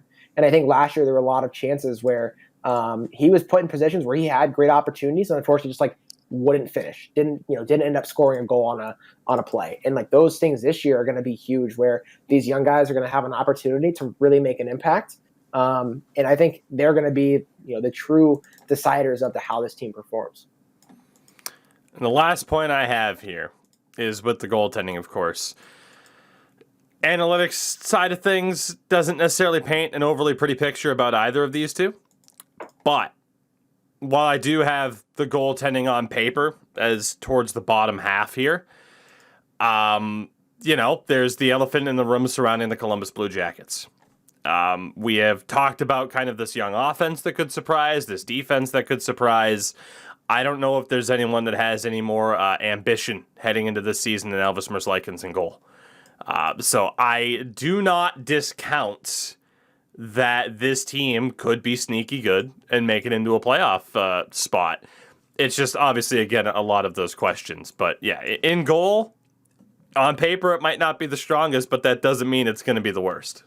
Yeah, no, I agree with you there. And I tell you what, Elvis, from just seeing him in, a lot of the Jackets media, he is one of the best things to happen, not only just for the Blue Jackets, but for the city of Columbus. I know from not living in Columbus, I know you guys probably heard, players want to leave because they don't want to play in Columbus. It's, it's a football city. There's no, and I think Elvis is the great representative where he's like, I think Elvis absolutely loves Columbus. He loves the city. He loves the people. He loves the atmosphere. And there's something special about, the way that the passionate fans are here in Columbus for the Blue Jackets hockey and the way that Elvis, just expresses himself. He's a very entertaining guy, not just for the Blue Jackets, just across the league, right? I think he's great for the league, great for the team. And I think just having that attitude in the locker room, spreading around to the teammates, just having that, kind of uplifting and exciting and fun feel is going to create for some really, I think, tight bonds between players. And I think we'll start to, my hope is people start to realize Columbus, how great it is, not just because of, hey, like, well, they say it's good, like, I'm going to trust them. Players are going to start coming here and really enjoying it. And I hope that continues because I know this is kind of going sidetracked, a little bit, but having like players like Panarin go, going from Columbus to New York City, which, we'll talk about the Rangers here shortly, but having the players leave for those reasons, like I can tell you as a fan is like, it gets pretty old. Like as much as I don't know if it's true. I mean, heck, I don't know if it's true or not. I've been in Columbus my whole life, but I am hoping that, in the next couple of years, if it's not this season, that we turn something around, go right back into battling like we did a couple of years ago. Endo, any particular thoughts here on the Blue Jackets that you wanted to add, or shall we move on to a hot take of mine? Oh, Endo, you are muted. See, now I messed up mine. Hey, you too. did it too! Yeah! I'm not alone! Great. Perfect. Woo! I think we just move on. Hopefully they have a good season. Hopefully they bounce back. Obviously, best wishes to that franchise after what happened in the offseason. And yeah, this is definitely a year. It's kind of make it or break it. You go from here and you see what you're gonna do. If you're gonna make the playoffs, you're gonna actually end up rebuilding. So, fingers crossed, everything goes well for them. They do have Chicago's first-round pick as well already. So if they were to choose to move on from other pieces, I mean, they won't be able to rival Arizona with draft picks, but it could still be an interesting draft. We'll move on to the team that I have in 7th. I'll do my full rundown here and turn it over to you guys as we go through each spot. I said it was a hot take. In 7th, the Philadelphia Flyers. Now, I said on this very show last year, I thought the Philadelphia Flyers would make it all the way to the Stanley Cup. That did not happen. They did not make the playoffs. I look at this team, and specifically the offense. We'll start here, and I'm sure I won't have any disagreements. Like, I have them at about 4 out of 8, I would say. Not the best offense in the division, not the worst. Giroux, Couturier, both fantastic. Konechny and JVR, still great. Lindblom, Atkinson, Lawton, like all 3 of them. But then you get questions. Joel Farabee's still a young player. I'd define him as okay. Nicolas Aube-Kubel, still relatively young. He's okay. You got Morgan Frost, and the young player is a question mark. But then it's guys like Derek Brassard and Nate Thompson that you're kind of banking on turning the clock back a little bit. And it's a little bit concerning. It's not a brutal offensive situation, but it's also not among the top 3 in this division. Thoughts? I think that's a very accurate take in terms of like offensively. My first thing is, again, just coming from kind of a jacket side, seeing players I'm familiar with. Make a great point. Derek Brassard hopefully can turn a couple years back, because I think he used to be a great threat. Obviously, right now, just a little bit older. If he can find some strong 3rd and 4th line minutes and making an impact, I think that's a great addition. But it is going to be if he can find those minutes, right? I think Atkinson's a fantastic player. You look when he was paired with Panarin in Columbus. I think he had 40 goals that season, or just about. If he clicks well with, I don't know what their lines are going to be, or what they've been using in the preseason, but if he can find almost like a dynamic duo to put them together, whether that be him and Giroux or him and Couturier, he has a potential to be very explosive there. So, but like you said, having that 4th line kind of be a mystery at this point, that is a little concerning, just because the league is becoming so, like I know 4th liners used to just kind of be, guys throwing the body and maybe throwing some fights. But now it's becoming so skilled of a league that you kind of need all 4 lines to be rolling for you. So that definitely does put some questions in my head. And anything to add? You took the words right from my mouth. I got nothing else to say. Jeez. Great now, minds think alike. We'll move on to the defense then, and this is the reason why I didn't do the recap of all their moves before the offense like we did for Columbus. In terms of offseason moves, they acquired Ryan Ellis from Nashville for Phil Myers and Nolan Patrick. They then sent Shane Gostisbehere to Arizona, along with a 2nd and a 7th, for literally nothing, future considerations.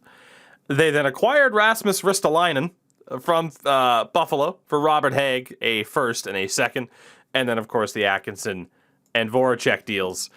In terms of other major acquisitions, they brought in Keith Yandle as a free agent, who we'll talk about in a minute. We'll also talk about Martin Jones, replacing the likes of Brian Elliott and Alex Lyon. Let's talk about this defense. I have this as the 2nd worst defense in the division, and this is where the controversy comes in. I like Ryan Ellis and Travis Sanheim a lot. Keith Yandle and Justin Braun are both still pretty okay at their advanced ages. And that leaves 2 players.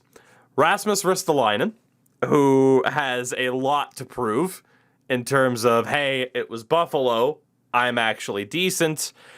And, boy, this gets interesting. Ivan Provorov, who is along the lines of Seth Jones. I'd call him the Seth Jones of the East. Analytically, doesn't paint a pretty picture. Flyers fans will say, though, Ivan Provorov is one of the best defensemen in the league.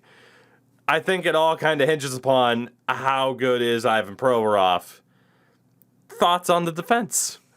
Yeah, I think you put that right on the spot, too, to be honest with you. I think I really don't have any disagreements. I think this is going to be a great season for, like you said, Ristolainen to kind of prove himself. See if it was kind of just a fluke. He might have been playing on a weaker team. But, I mean, they got a couple solid defensemen. Ryan Ellis is obviously great. I remember watching him for the Preds. He always stood out to me. I mean, it's one of those things where it could click very well or may not mesh at all. So I think time will tell, but I think time will tell early. We'll see how this team's going to finish out. I would say Sissy and defensively how they are in the first 10, 15 games is going to really paint a picture for what we'll see this year.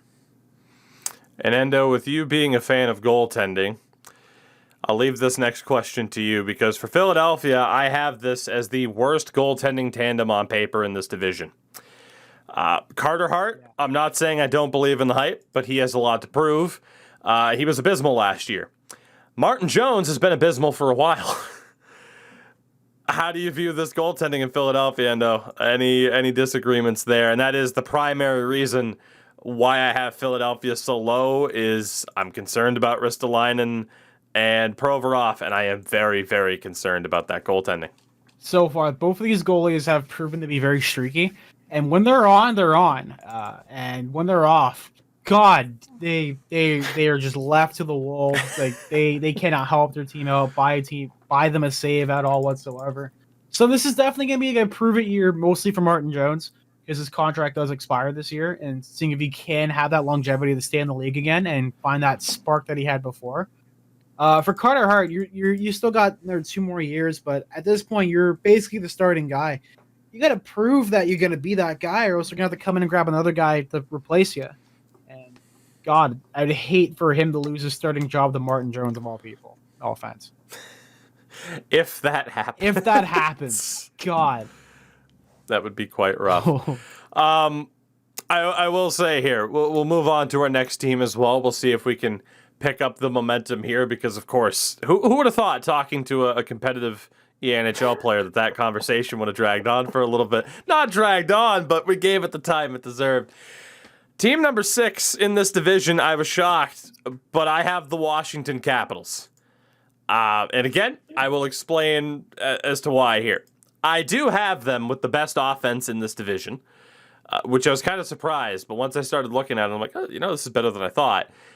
Biggest story for them right now is that Nick Backstrom's heading into the season with an injury. It's not a major injury, but still, you never know. He's getting up there a little bit. Nagging injuries to start a season could be problematic.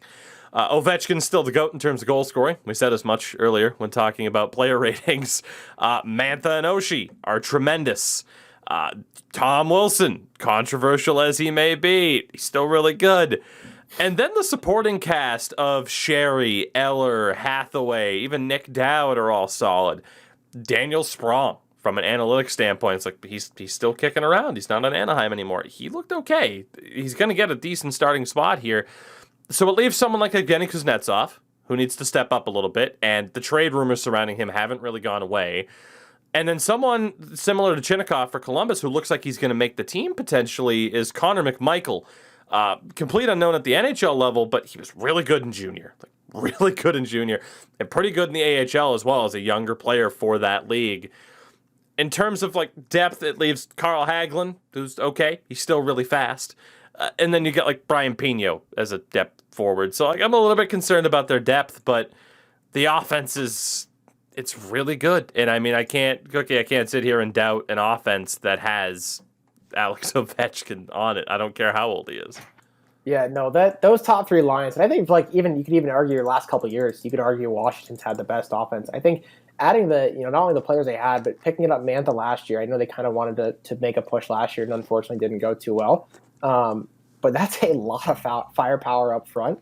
And like you said, if Kuznetsov steps up and has a really solid year, I mean, this team's going to be putting up goals left and right. So, but with that being said, I know you said you got them at the top of the forwards. Would love to hear your defense, what you think about their defense. I feel like you got something good here. Oh, yeah. So Washington goes from the top offense to the worst defense in the division. Allow me to explain, Caps fans. Yep. Give me a second. Dmitry Orlov, fantastic. Nick Jensen, very underrated. Really good defenseman. From there, though, gets us into the offseason moves that they made. And you'll notice there is a trend here with certain offseason moves and defensive situations for these teams that make it concerning. They sent Brendan Dillon to Winnipeg for 2 second-round picks, and then used one of those second-round picks to get Vitek Vanacek back in goal, which we'll talk about that goaltending situation in a moment. And in terms of any other additions, well, you got Matt Irwin, veteran defenseman, Dylan McElrath, who got suspended in the preseason. And that was really it. Like, if you look on Elite Prospects, the players joining section for Washington is the shortest section I have seen for any team that I've talked about in the season preview so far. Players leaving, though, I mean, Brendan Dillon's gone. They lost to Dano Chara as well, which, I mean, say what you want, but that leaves this defense, like I said, with Orlov and Jensen, who are great. Then you have John Carlson, who is a premier offensive defenseman in this league. I don't think any Caps fans will deny that. But that defensive side of his game is very, very concerning at this point. You might even call it tragic. But just the defensive side of his game. But then you talk about Justin Schultz, who's just outright tragic. Michael Kempney is a complete unknown coming off of a major injury. It looks as though Martin Fehervari, I think I have the pronunciation right on that, it looks as though he might get a shot. And then aside from that, it's like, well, you have Trevor Van Riemsdyk, who's solid, and the previously aforementioned Matt Irwin. I would be very, very concerned if I was a Caps fan right about now. Does that live up to what you thought I might have had set up for them, Cookie? Yeah, I mean, I think, like you said, is even with the kind of adding into the offense, John Carlson obviously is one of the best, if not the best offensive defense in the league, top two, top three, hands down. Scoring is not going to be a problem for them. It's their defensive game, and I think just having the amount of unknowns back there, like you said, even losing Brendan Dillon. Granted, Brendan Dillon, he's a solid player, and he's, I would say, for me, I would say he's a defense first player.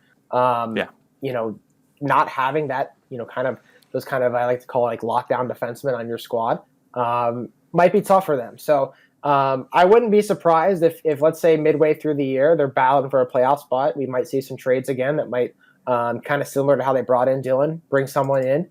I would sit here and predict it. I don't want to even make any predictions for about bringing anyone from the Jackets over, but you get my point. I think just having the unknowns is going to be the wild card for them. I think that's going to be, if they can figure that out early, they should be okay. But if not, it's going to be, there could be some huge issues there. And no, before I turn it over to you for any possible thoughts about Washington, where you think they might finish, the goaltending I kind of have towards the bottom here as well, just because it might be the youngest tandem in the division, right? Samsonov and Vanacek.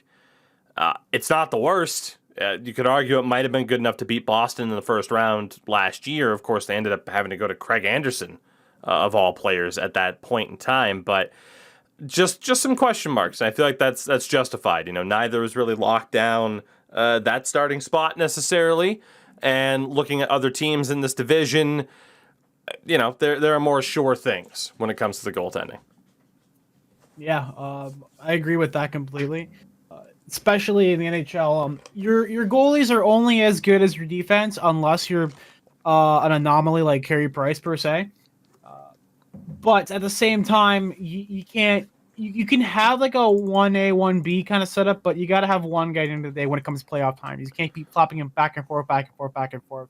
Vegas tried that. It worked for a little bit, didn't work out at the end. I think this team definitely needs to figure out what's going on. Hopefully defense gets sorted out, and if not, it might just be a long season for Caps fans.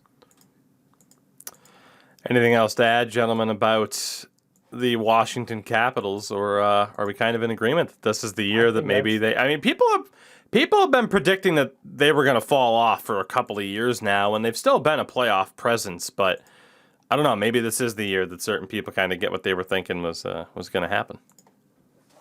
Yeah, I think you're spot on there. Yeah, and I think if there's the only way I think the team being a still competitive threat is going to be just simply outscoring. Like I said, goaltending may not win them too many games. We always talk about goalies stealing games.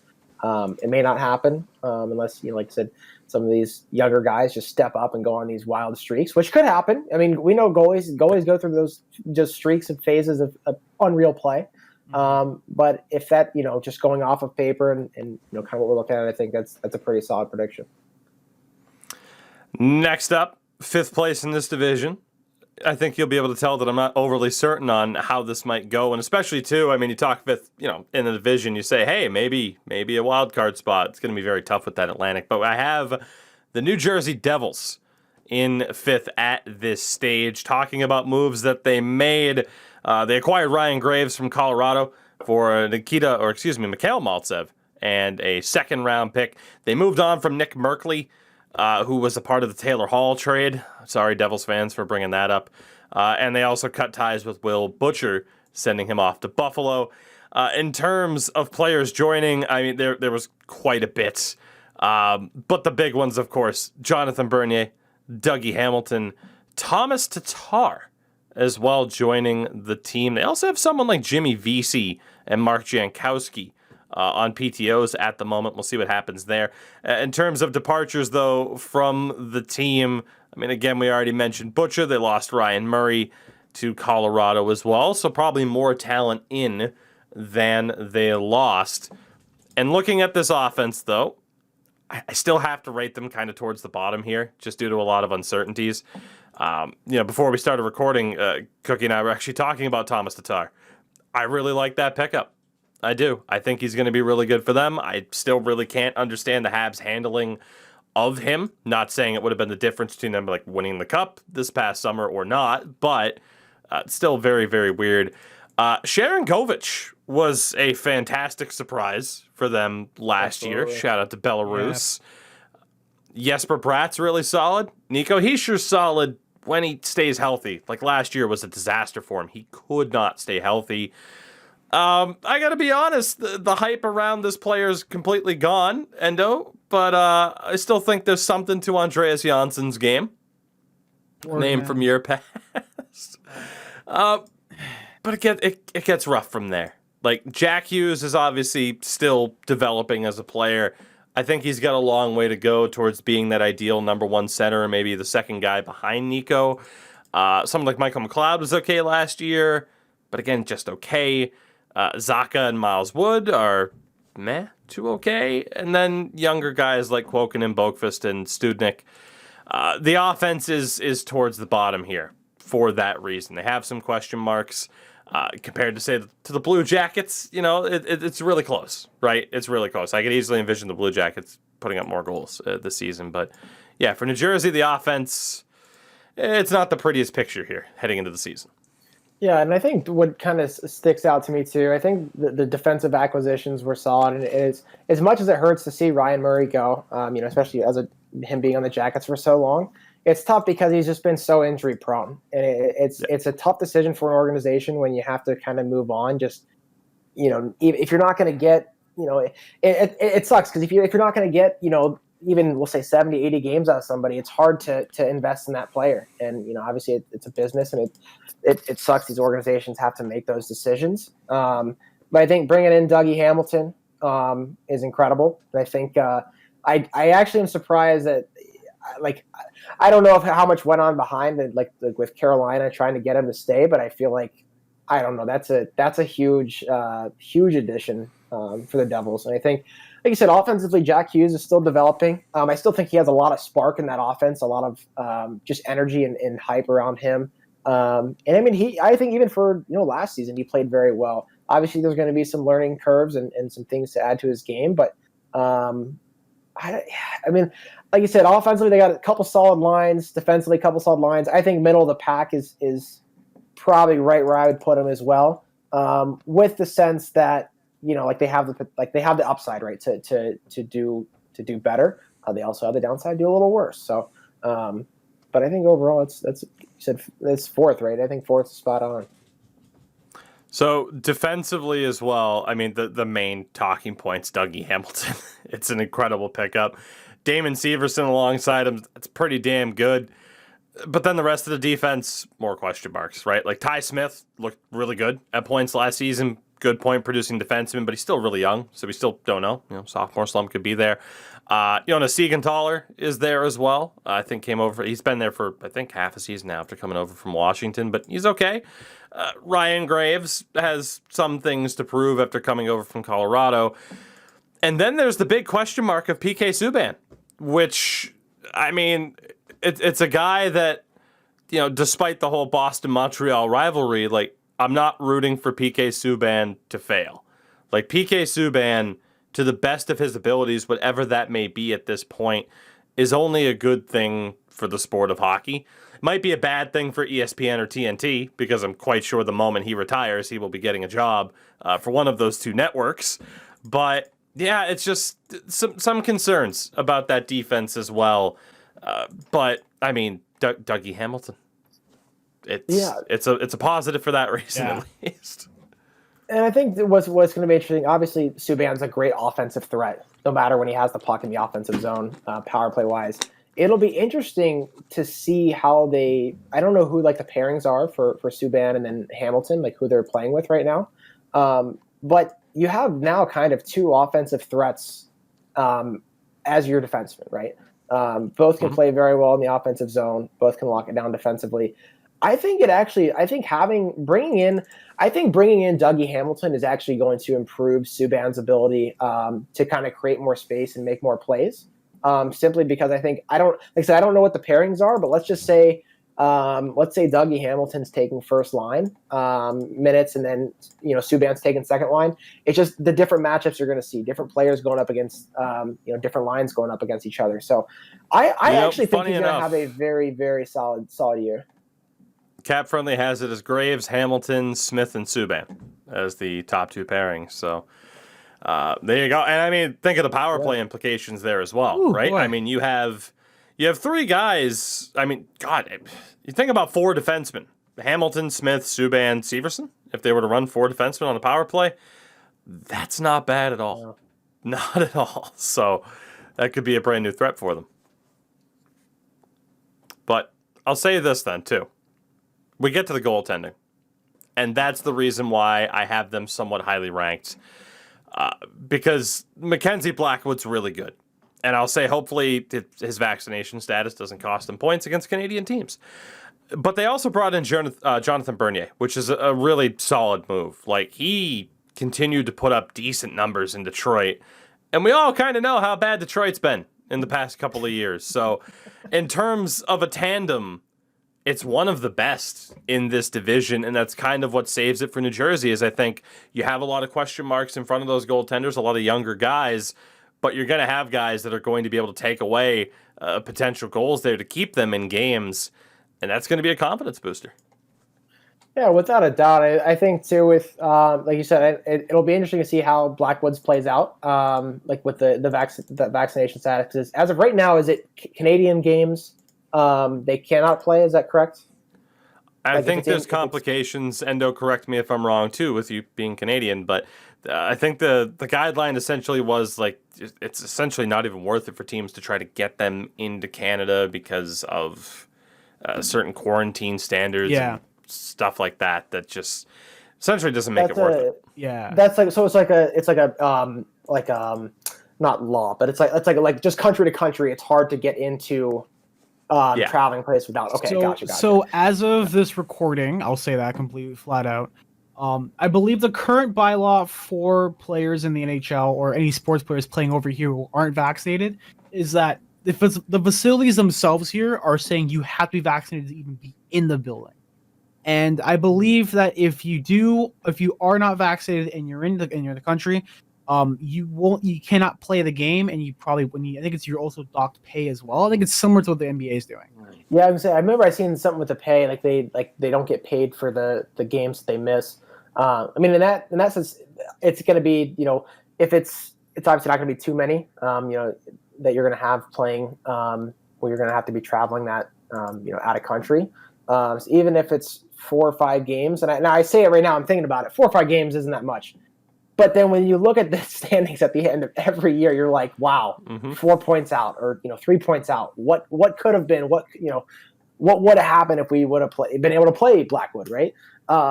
I think, like you said, goaltending tandem, they're going to be fine. It'll be interesting once it comes into availability during certain games, but goaltending, I think they're going to be all right. Yeah. So we just got an update here. I think everything I said was pretty much spot on from an article from CBS Sports. Stephen Taranto, I'm probably mispronouncing that. But it says right here, according to a report by Emily Kaplan of ESPN, NHL informed its teams of the league health and safety protocols for the 2021-22 season. Severe restrictions on unvaccinated players. Many of the rules against unvaccinated players apply to road trips. Players who are not vaccinated will only be able to go to their team hotel, practice facility, and arena, while being unable to use areas such as bars, restaurants, gyms, and pools. Unvaccinated players will also be forbidden from having teammates or visitors in their hotel rooms. And under NHL rules, teams will be permitted to suspend unvaccinated players who are unable to participate in club activities, whether due to positive test or COVID-19 or due to inability to travel because of government restriction. Unvaccinated players lose 1 day's pay for each day they miss, though the league will make exceptions for players who do not take a vaccine due to religious or medical reasons. So that's basically everything. So basically, it's a gigantic pain in the ass. Yeah, you're basically causing more harm than good for your franchise. With that, we'll move on here. We have 4 teams left. We're only halfway through. We'll see if we get through this with all 3 people involved. 3 long-winded people on a podcast. What's the worst that could happen? Next up, I have the Pittsburgh Penguins in 4th in this particular division. I'll give my quick rundown here so we can hopefully speed things up, right? In terms of their moves, in terms of trades, outside of dealing Jared McCann to Toronto, there was nothing else there. In terms of people joining the team, they brought in Dominic Simone, Brock McGinn, and Danton Heinen. Like, they didn't really have these major additions.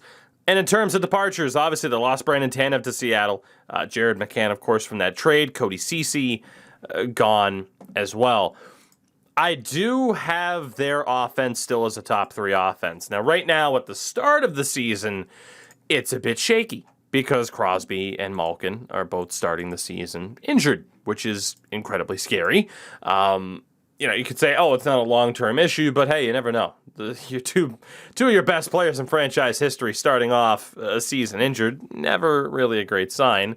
But you look at the rest of the team, like Gensel and Rust are fantastic. Aston Reese and Teddy Bluger are solid. Jeff Carter randomly turned back the clock 10 years at the end of last season. Don't know if he'll be able to do it again. We'll see. You got guys like Zucker and Kapanen, I think, that are going to want to be a little bit better. But then you look at the rest of the lineup, and it's Evan Rodriguez and Brock McGinn and Danton Heinen. Tell me if you've heard of this guy, Sam Lafferty. What about Anthony Angelo? And then, of course, Dominic Simone. It's a good offense. Some depth concerns. They need guys to stay healthy. That said, I think their defense is potentially the best in the division. I'm still on board the John Marino hype train. Marcus Pettersson's an underrated defenseman for the role he's been playing. Brian Demoulin's still solid. Chad Roedel, also solid in the role that he's played. It comes down to how good's Chris Letang going to be at this point. And can Mike Matheson finally figure out how to play defense? It hasn't happened yet, but maybe this is the year, Mike.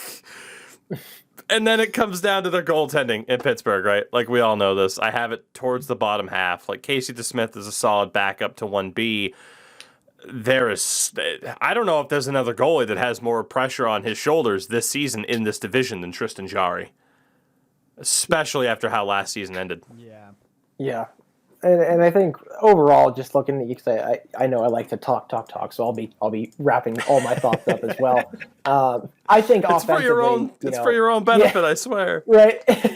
I think offensively, they're going to be solid. My thing is, I think Crosby and Malkin are getting older, and I think while Crosby has still shined, I think Malkin might have taken a slight step backwards. But I think because of simply just like their offense hasn't really changed much. You kind of know what you're going to get with that. You're going to see what you expect out of their offense is what you're going to get. Defensively, they're solid. I think they're in a great spot. But like you said, goaltending, and especially with how last year ended, it'll be really interesting to see how long the Penguins go without either making some severe changes in their goaltending or even, I don't even know if it's worth that point making a trade. Like it is, if they are in the kind of the middle of the pack come playoff time and they need to make a push, I would not be surprised to see them make a change there. It's a shame that there wasn't a Vezina goalie with ties to Pittsburgh that was available for trade this offseason for virtually nothing. It's a shame. Cap-wise, it might have been tough to figure it out, but hey, crazier things have been done. Endo, anything to add about Pittsburgh here? Placement wrong? What do you think? How many more goalie coaches do they need to fix a glove hand? The answer is not enough. Hopefully, they do well this season. I obviously am the more the goalie guy of this podcast. I hope there's definitely a big bounce back from Tristan Jarry. I mean, obviously having Malkin and Crosby out for the beginning of the year is going to suck. Right now, apparently Getzel and Aston Reeves are both on COVID protocol. No expected duration to return. Fingers crossed they're okay, because that's kind of scary. But yeah, that's the way the cookie crumbles. This we'll just ignore the pun there. It's perfectly fine. Top 3 teams in this division. I'm gonna kick it off at number 3 with the Carolina Hurricanes, which might also be a tad bit controversial, but talking about their moves from this offseason, you talk about players joining. I mean, there were 1,000 of them. In goal, Freddie Anderson and Antti Ranta. Josh Levo, Tony DeAngelo, Ian Cole, Ethan Bear, Brendan Smith, Alex Lyon, Derek Stefan Nason. It's an entirely new team, practically. And in terms of players leaving, the big one, I would say, is probably Alex Nedeljkovic. But Jake Bean is gone as well. Warren Fogle, James Reimer, Brock McGinn, Peter Mrazek, Dougie Hamilton. He's probably the biggest player, actually. I should stand corrected on that. Carolina changed almost everything. Like, it is ridiculous how much turnover there is. And because of that, I have their offense towards the bottom half. I think, again, there's going to be no disagreement. Sebastian Aho is fantastic. Svechnikov is great. Stahl, Teravainen, and Trocheck, when they're healthy, are still incredibly solid. Same thing for Nino Niederreiter. Someone like Josh Levo, it's like, okay, is he finally, analytically, he looks good in the role that he's played. Can he finally step up? They're going to need it. But then you get guys like Martin Necas and Kotkaniemi, who are viewed as incredibly high ceilings, but still got to see it. And then your depth is like Jesper Fast, who's okay, and then Derek Stepan and Jordan Martinook. I have my concerns. And their defense took a gigantic hit, man. It did. They still have Pesci and Slavin. Fantastic. Ethan Bear. I like that move. But again, Hamilton's gone. And it leaves you with Brady Shea. What would we call the opposite of an analytical darling? Oh, gosh, I have no idea. I mean, an analytical nightmare? I don't know. There we go. We can see, perfect. We can leave it at that. They have Ian Cole, who's still serviceable, but he's not what he used to be. And then what I'll say about Tony DeAngelo is that he only played 6 games last year for some reason. I don't know what this defense is anymore. And it used to be the strong point of this Carolina team. And then I look at the goaltending, and when they're healthy, they're fantastic with Freddie Anderson and Antti Ranta. Are we going to trust that they're going to be healthy? And Endo, how do you feel as a Leafs fan about the idea of trusting Freddie Anderson to stay healthy? It seems like they went with, God, I don't know why they love doing this to Antti Ranta, but they just love putting him in situations where he's going to be either the backup or not the guy. I think over at his time. Oh, actually, never mind. Look at this. Is how he performed last season. Never mind. Forget what I said. A 3.36 goals against average and a 905. I feel like it was a big downgrade to get Freddie back in because he's coming off of injury, and basically this is his proven year. This is a proven year for both of them. They both have expiring contracts, same age. One just 4 inches taller. I think if Freddie has a good year and they do well, this will be big. But I feel like he's not going to be as dominant as he used to be. He's going to have to find a different style of play, and this could be the beginning of a continual slump in his play style and his longevity. So Carolina's winning the Stanley Cup with Freddie Anderson in goal, I right? I swear to God, they drafted him once, said no, now they took him back. Well, come on. Oh, God. So Cookie, any quick thoughts on the Canes? Yeah, I actually think the Canes offense is going to be fine. I think they're actually going to be very well. I love Trocheck. I think he's a player that shows up when it matters. Big game situation, he's always going to be a guy to go to. Obviously, Svech is unreal. I actually think that it'll be interesting with, like you said, Kakaniemi. Like you said, he's got a high ceiling, but even in this time in Montreal, I think he had moments where you're like, that's the player that we expect to see. That's a stud right there. There's also moments where it's there's a lot of room for improvement. So I think again, this is a big year for him to kind of make that jump into really cementing himself as a player in this league that's going to be trouble for teams to handle. So I think it is going to rely on kind of a couple guys to kind of make or break this team. But I still think they're in good hands. I mean, I still think they're going to be a solid squad. Goaltending, I know it's if they stay healthy, not a worry. There's the if they stay healthy. So other than that, I like them though. I like the Canes. I think even with those defensive losses, I think they're going to be able to find a way to make things work still well there. So then we get to the top two, at least on my list again, and it's down to the two New York teams in this division. And we go with the team that I have in second. The New York Islanders? Wow. And I was very surprised by this. I'm still surprised that I said it now. But allow me to explain. And again, as per usual, we'll talk about the comings and goings with this Islanders team. They had Richard Panik, Zach Parise, Zdeno Chara as the highlights. In terms of losses, Nick Leddy, of course, was dealt to Detroit. Andrew Ladd's gone. Jordan Eberle, Josh Hosang, Travis Zajac ended up retiring. I think they have a fantastic offense, potentially the second best in this division. Matt Barzal's great. Beauvillier's really good. Wahlstrom in his role looked really good last year. We'll see what he does this year. And then in terms of filling out like the top six, it's Anders Lee, a healthy Anders Lee, hopefully. Kyle Palmieri, Brock Nelson, JG Pajot, Casey Cizikas, like all of those guys. Okay, maybe not top six for Cizikas and Pajot, but all of those guys are so good in their roles. And then, yes, the rest of the team, like, I'd like to see Josh Bailey step up for the sake of the Islanders. Zach Parise, he's going to have a chip on his shoulder. And then, as much as I want to discredit, here's Matt Martin and Cal Clutterbuck and Leo Komarov. They found success in the Barry Trotz system, so I can't hate on them for that.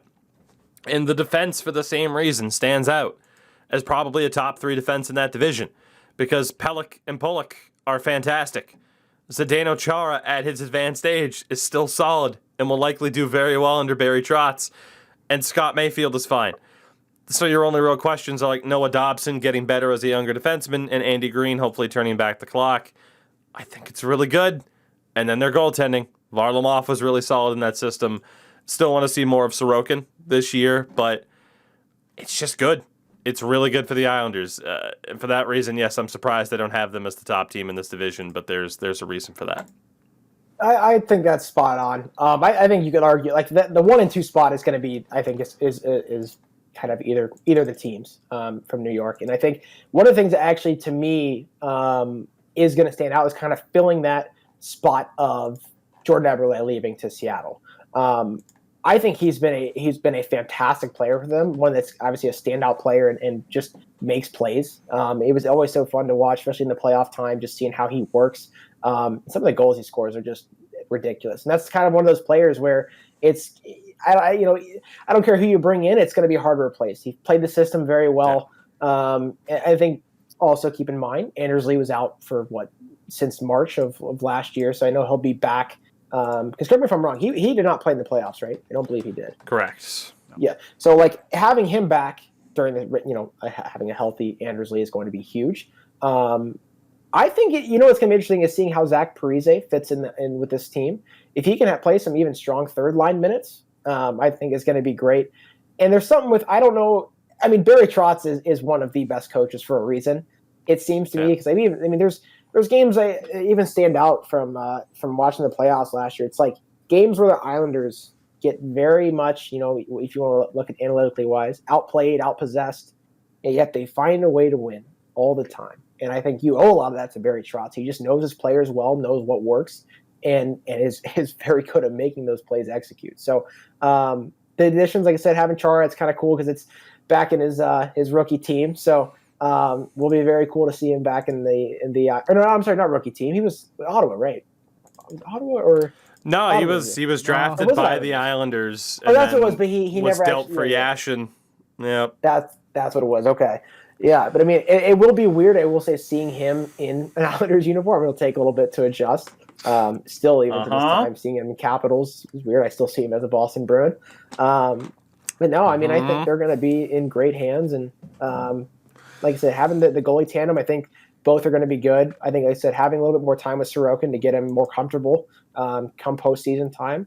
I wouldn't be surprised. They were actually my pick this previous season to upset the Lightning in that series. So I, again, would not be surprised to see them, if not make it all the way to the East, win the East. I mean, back-to-back conference finalist, right, in the Eastern Conference. So, Endo, any thoughts on the Islanders before I piss people off? Tougie, you do that every day. It's true. So I think it's not even intentional half the time, I swear. At this point, who knows? I think it's strong team, definitely strong to take the division. I would put them at number one, maybe a little bit, if it weren't for the tandem and net that they had over on the other side. Sorokin and Varlamov are good, but I'm not sure if they would be good playoff time per se. I don't know. I just have a feeling like the team just won't do good in the playoffs this year. Just my 2 cents. Fair enough. So with that, we've reached the main event here.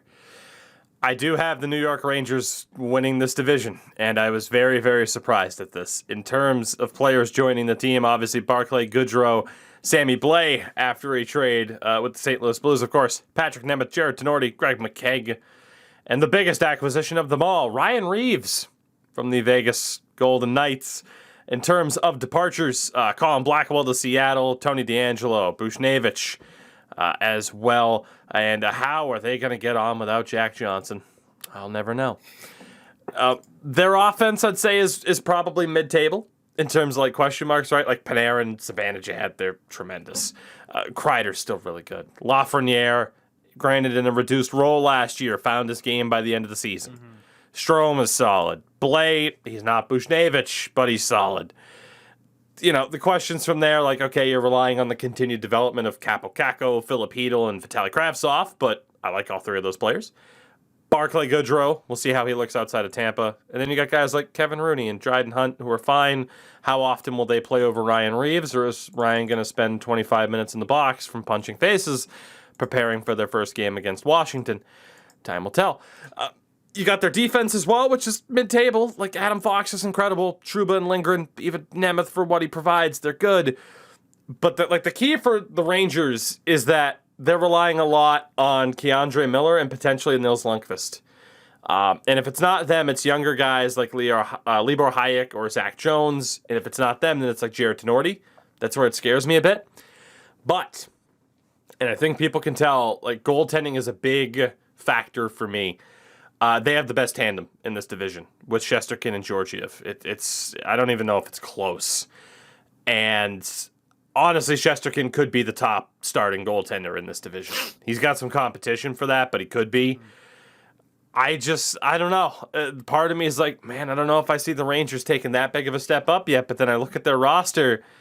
This could be the year. And after last year, I mean, Cookie especially, like, we remember last year, right, where it's like, oh, cool, they're going to blow it up and destroy it because Tom Wilson punched a guy, and they were mad they didn't make the playoffs. But it looks like it might work out, at least on paper.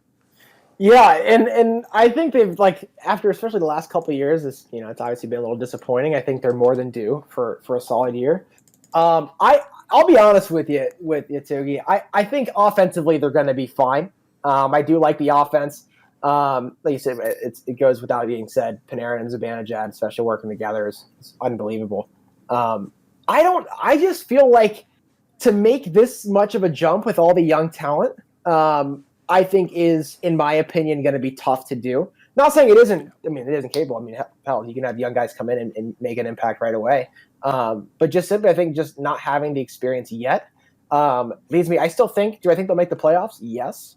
But I don't know if they'll take the division. Goaltending wise, again, completely fine.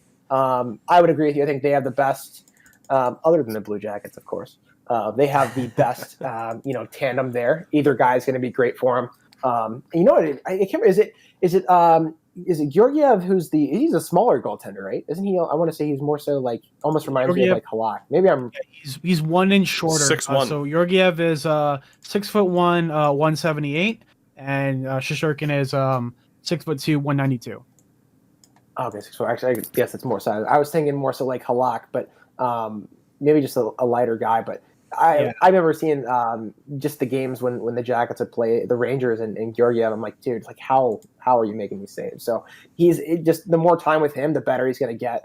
But I would say, for mine, not to play devil's advocate, I would say I think they're going to make the playoffs, but I do not think it would be I think it'll be a wild card position.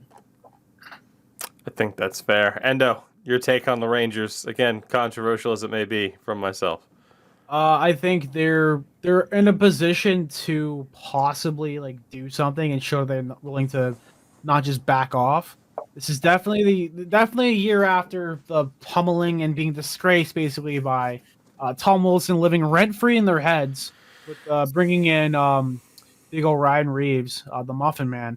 And I think this could be definitely something. He was showing guys how to fight in practice, like what you should do and like bring them in and all that. So he's going to bring more grit. There could be a lot more physicality to the team overall, and showing they're not really just going to sit around and get walked all over. I hope they do that. And like Cookie said, I think they could make it as a wild card spot. If they do well, bam, that's even better. It shows that the process they're trying to do right now is good. If they don't, then it's just more learning experience for the guys because they have a pretty young team right now. So everybody, there you have it. Your lovely Metro Division preview. Endo and I will be sticking around for a little bit, but this is where we let Cookie off the ride. He's already gone overtime for us, and we can't thank him enough. The show's had, over a half a yeir's worth of history at this point. And Cook, man, this was fun. This was fun. Yeah, we're definitely gonna have to have you back. I first of all appreciate you reaching out and bringing me on here. As you can tell, I'm a chatter. I love to talk. So for those listening out there, thank you for bearing with me. And I know I talk your ears off. I'm still doing it right now, right? All right, I'm just gonna stop real quick. Thank you guys for having me on. It's been a pleasure. Great chatting with you both. And we'll definitely have to do this again soon. Absolutely. So again, it is at TSC Cookie, spelled the way you would expect, on Twitter. You can find the link, of course, to the blog, Cookies Crumbs, there as well. Make sure you check out that article, of course, that we were mentioning. Will he get back into the streaming game this year? Who's to say? But I'm excited to find out one way or another. Cook, anything else to plug on the way out here, or is that it for you? I think that's about it. I think the only thing I guess I want to leave with, I know I kind of touched on it with mental health earlier. I'm a huge mental health advocate. If things are going on, talk with people, talk with your friends, talk with your family. Not only does it happen to people like us, happens to professional athletes, to teachers, to nurses, to doctors, everybody. And it is always good to speak about it. And get the help you need. So I know it's kind of off track there, but that is a huge advocate for that. So please, we are here for you.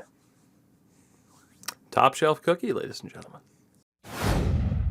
All right, everybody. So a quick little thing here at the end of the show. A couple of quick, maybe not so fun topics to address. I call it the triple header of tough conversations. But before that, of course, as always, we have to remind you that this show is brought to you by our friends at Manscaped, is it not, Endo? Oh, it is absolutely. The one thing about Manscaped that I love is that it keeps it clean, it keeps it ready, and if you use promo code Tougie at checkout for 20% off and free worldwide shipping, you can get yourself a copy of the Lawnmower 4.0, ball toner, and everything in between that they offer over at manscaped.com. Everything in between. Yeah. That's a visual. He's a natural, everybody. I told you as such. Again, manscaped.com. And again, a big thank you to Manscaped for staying on with us here. So, quickly then, again, we'll talk about these things super quickly, but I often say I'd be remiss if we didn't at least mention it. The first thing, the Josh Archibald news.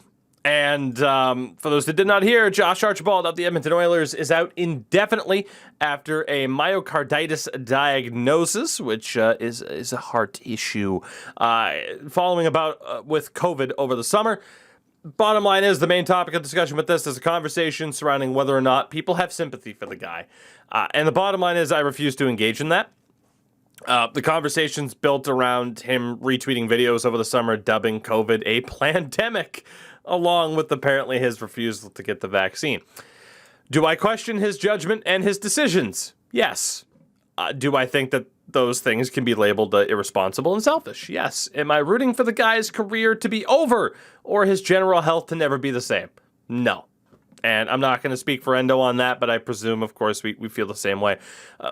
The bottom line is, dude, he's the second Oiler alongside Alex Stalock to develop this condition, likely as a result of COVID. It's sad. It's scary. It's incredibly sad. It's fucking scary. And I hate to turn it into a comedic shot, but apparently not everybody, guys, as it turns out, has Duncan Keith's immune system that can blast out 100 push-ups and sit-ups in 5 minutes. In 5 minutes. Duncan Keith's immune system might be strong and healthy, baby, but yours might not be. So again, I'll say what I always say in regards to this. Consult with your doctor. Make the decision that's best for you and your personal health history. Best wishes to Josh Archibald. Yeah. Hopefully his career isn't over as a result of this. Endo, anything to add, or do we move on to the second part of our triple header of tough conversations? Yeah. So, just to touch on myocarditis a little bit. I've a few years ago, I was an idiot and I started drinking a lot of energy drinks, and I developed it a little bit. Thank God I was able to talk to my doctor and say oh, this is something that's happening to you right now. We can deal with it because you came in so often. I came in when it happened, and I was treated. And recently I came back again, and so far my doctor is still getting back to me. He says, so far everything's fine. Just take it easy. Don't overexert yourself and all that. It's a treatable issue. Look at Marco Rossi. He came back, and I believe he had myocarditis as well. But it just means it's going to be a long path, and obviously it could have been avoidable for certain aspects, but I wish him the best of health. It's something that you don't want to wish on anybody. Point number 2 here, and well said. Everything going on with Robin Lehner over the past couple of days. He has become a controversial figure to some. This started really as him speaking out against the Buffalo Sabres and their treatment of Jack Eichel. It has morphed into him calling out the Philadelphia Flyers, calling out the drug culture surrounding the NHL. There was some weirdo Flyers fan who started a fake report that gained traction. You have former players like Dale Weiss and Tom Sestito backing Robin Lehner and calling out the NHL. Akeem Alou reminded everybody that it's been 2 years since he raised his issues with the league, and he has not heard back from them, according to him, in an official capacity. It is a lot. And to be honest, I don't even know where the hell we would start in terms of breaking this down. But the reason why I mention this, in terms of keeping track of the entire conversation, where it's going to go, if anywhere, it is a lot. Kudos to you if you're able to keep track. It's a story going on in hockey right now. At its base level, it does appear to be someone who's fighting for the betterment of the game and the players that take part in the game. Do your own research on this particular story. It's worth mentioning, but my goodness, it's branched out so fast and in so many different directions. Oh my God. It's like every day there's a new update or something going on about the story, and we're learning new things almost every second. I think the whole there's just so much to go off of. So many things are going wrong, or so many things are going right. I just wish the best for everyone in the situation. I'm honestly an advocate for players speaking up more for certain issues and other things they're really strong in believing in. I believe you should be able to use your platform where your ability to raise awareness of certain things and talk about certain things to your benefit. And I think Robin Lehner speaking up for this, speaking up for the treatment of Jack Eichel, and speaking up for the treatment of giving Nolan Patrick benzos unprescribed is completely just It's nuts. And another thing too is there's been this narrative for the past couple years that NHL players should speak up more and be more creative and be more free flowing and speak and use their ability to speak and do whatever they feel. And then when stuff like this happens and they tell them all to shut up and just play hockey, it's counterintuitive. Do you want people to just be cookie cutter and have the exact same? Well, the boys were good and we went on the ice and we did a couple laps and we played the system. Or do you want guys to be more suit to the rink? Yeah. Do you want people more creative? Do you want guys to be more like out there and just interact with people, interact with the media more and all this? It's like it's not a fine line. It's just I don't know what people want anymore. Like, do you want freedom of being able to express yourself, or do you want people to just be cookie cutter and then complain about being cookie cutter? And our third point here as well, because again, there's just so much to it. Correct me if I'm wrong, but there was a report out of, I believe, TVA. And this came out today. There are two members of the Victoriaville Tigres of the QMJHL, both who are currently age 19. They will have formal charges pressed against them in regards to an incident this past June where they allegedly sexually assaulted and I quote this, young woman, we don't have an age, at a party. They filmed it, and at least one of the players in question shared the images. I am not currently naming these players because at the time of recording, they have not been found guilty by a court of law. That is not me saying that I don't believe the story. I'm awaiting judgment on the case. The reason I bring this up, and the reason why I think it's important that we bring it up, is to note that these stories are getting out there.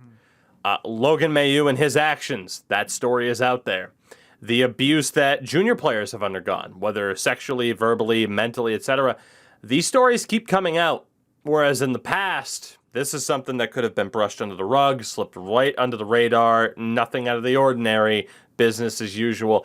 It's very important that these stories keep getting, brought to the surface here. We'll see what happens, really, with all three of these stories.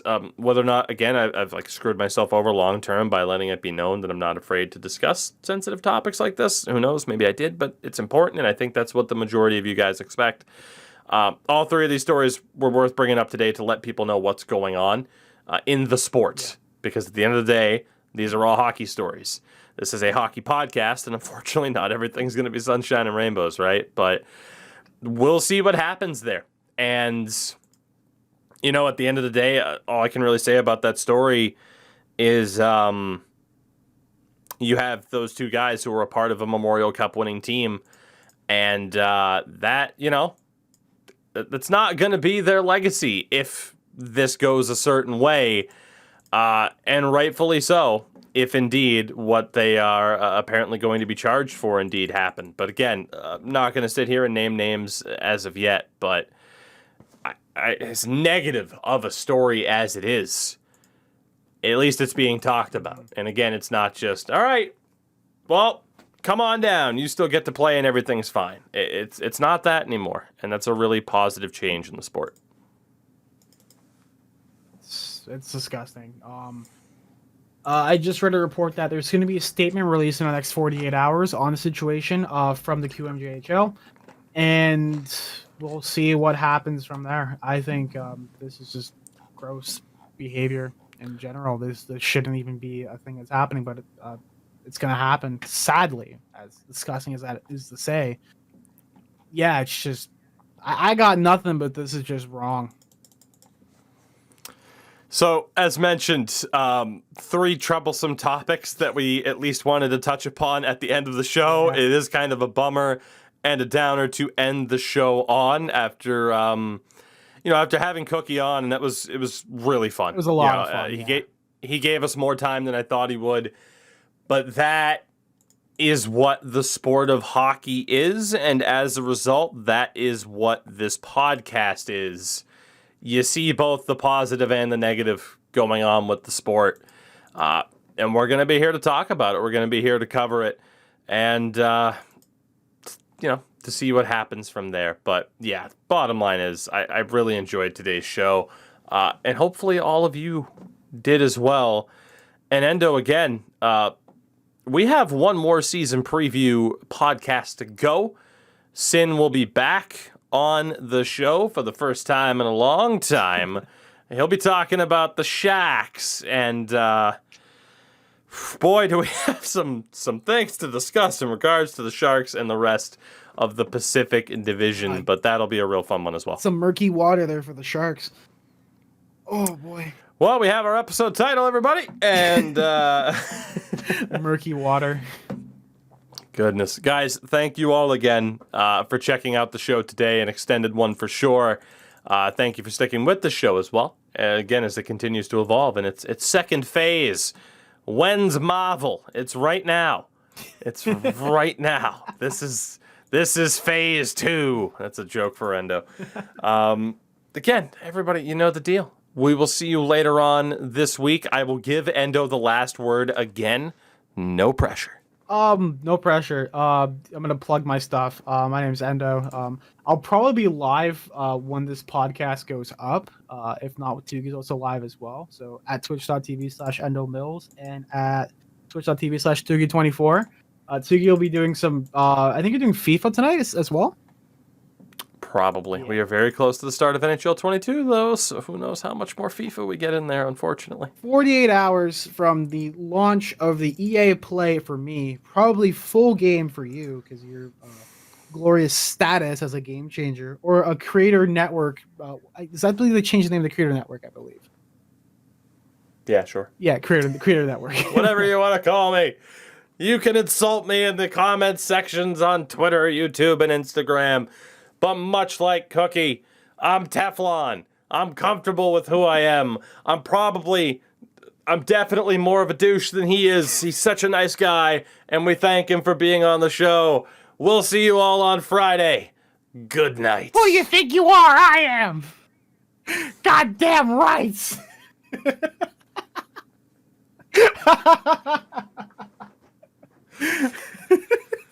Whew.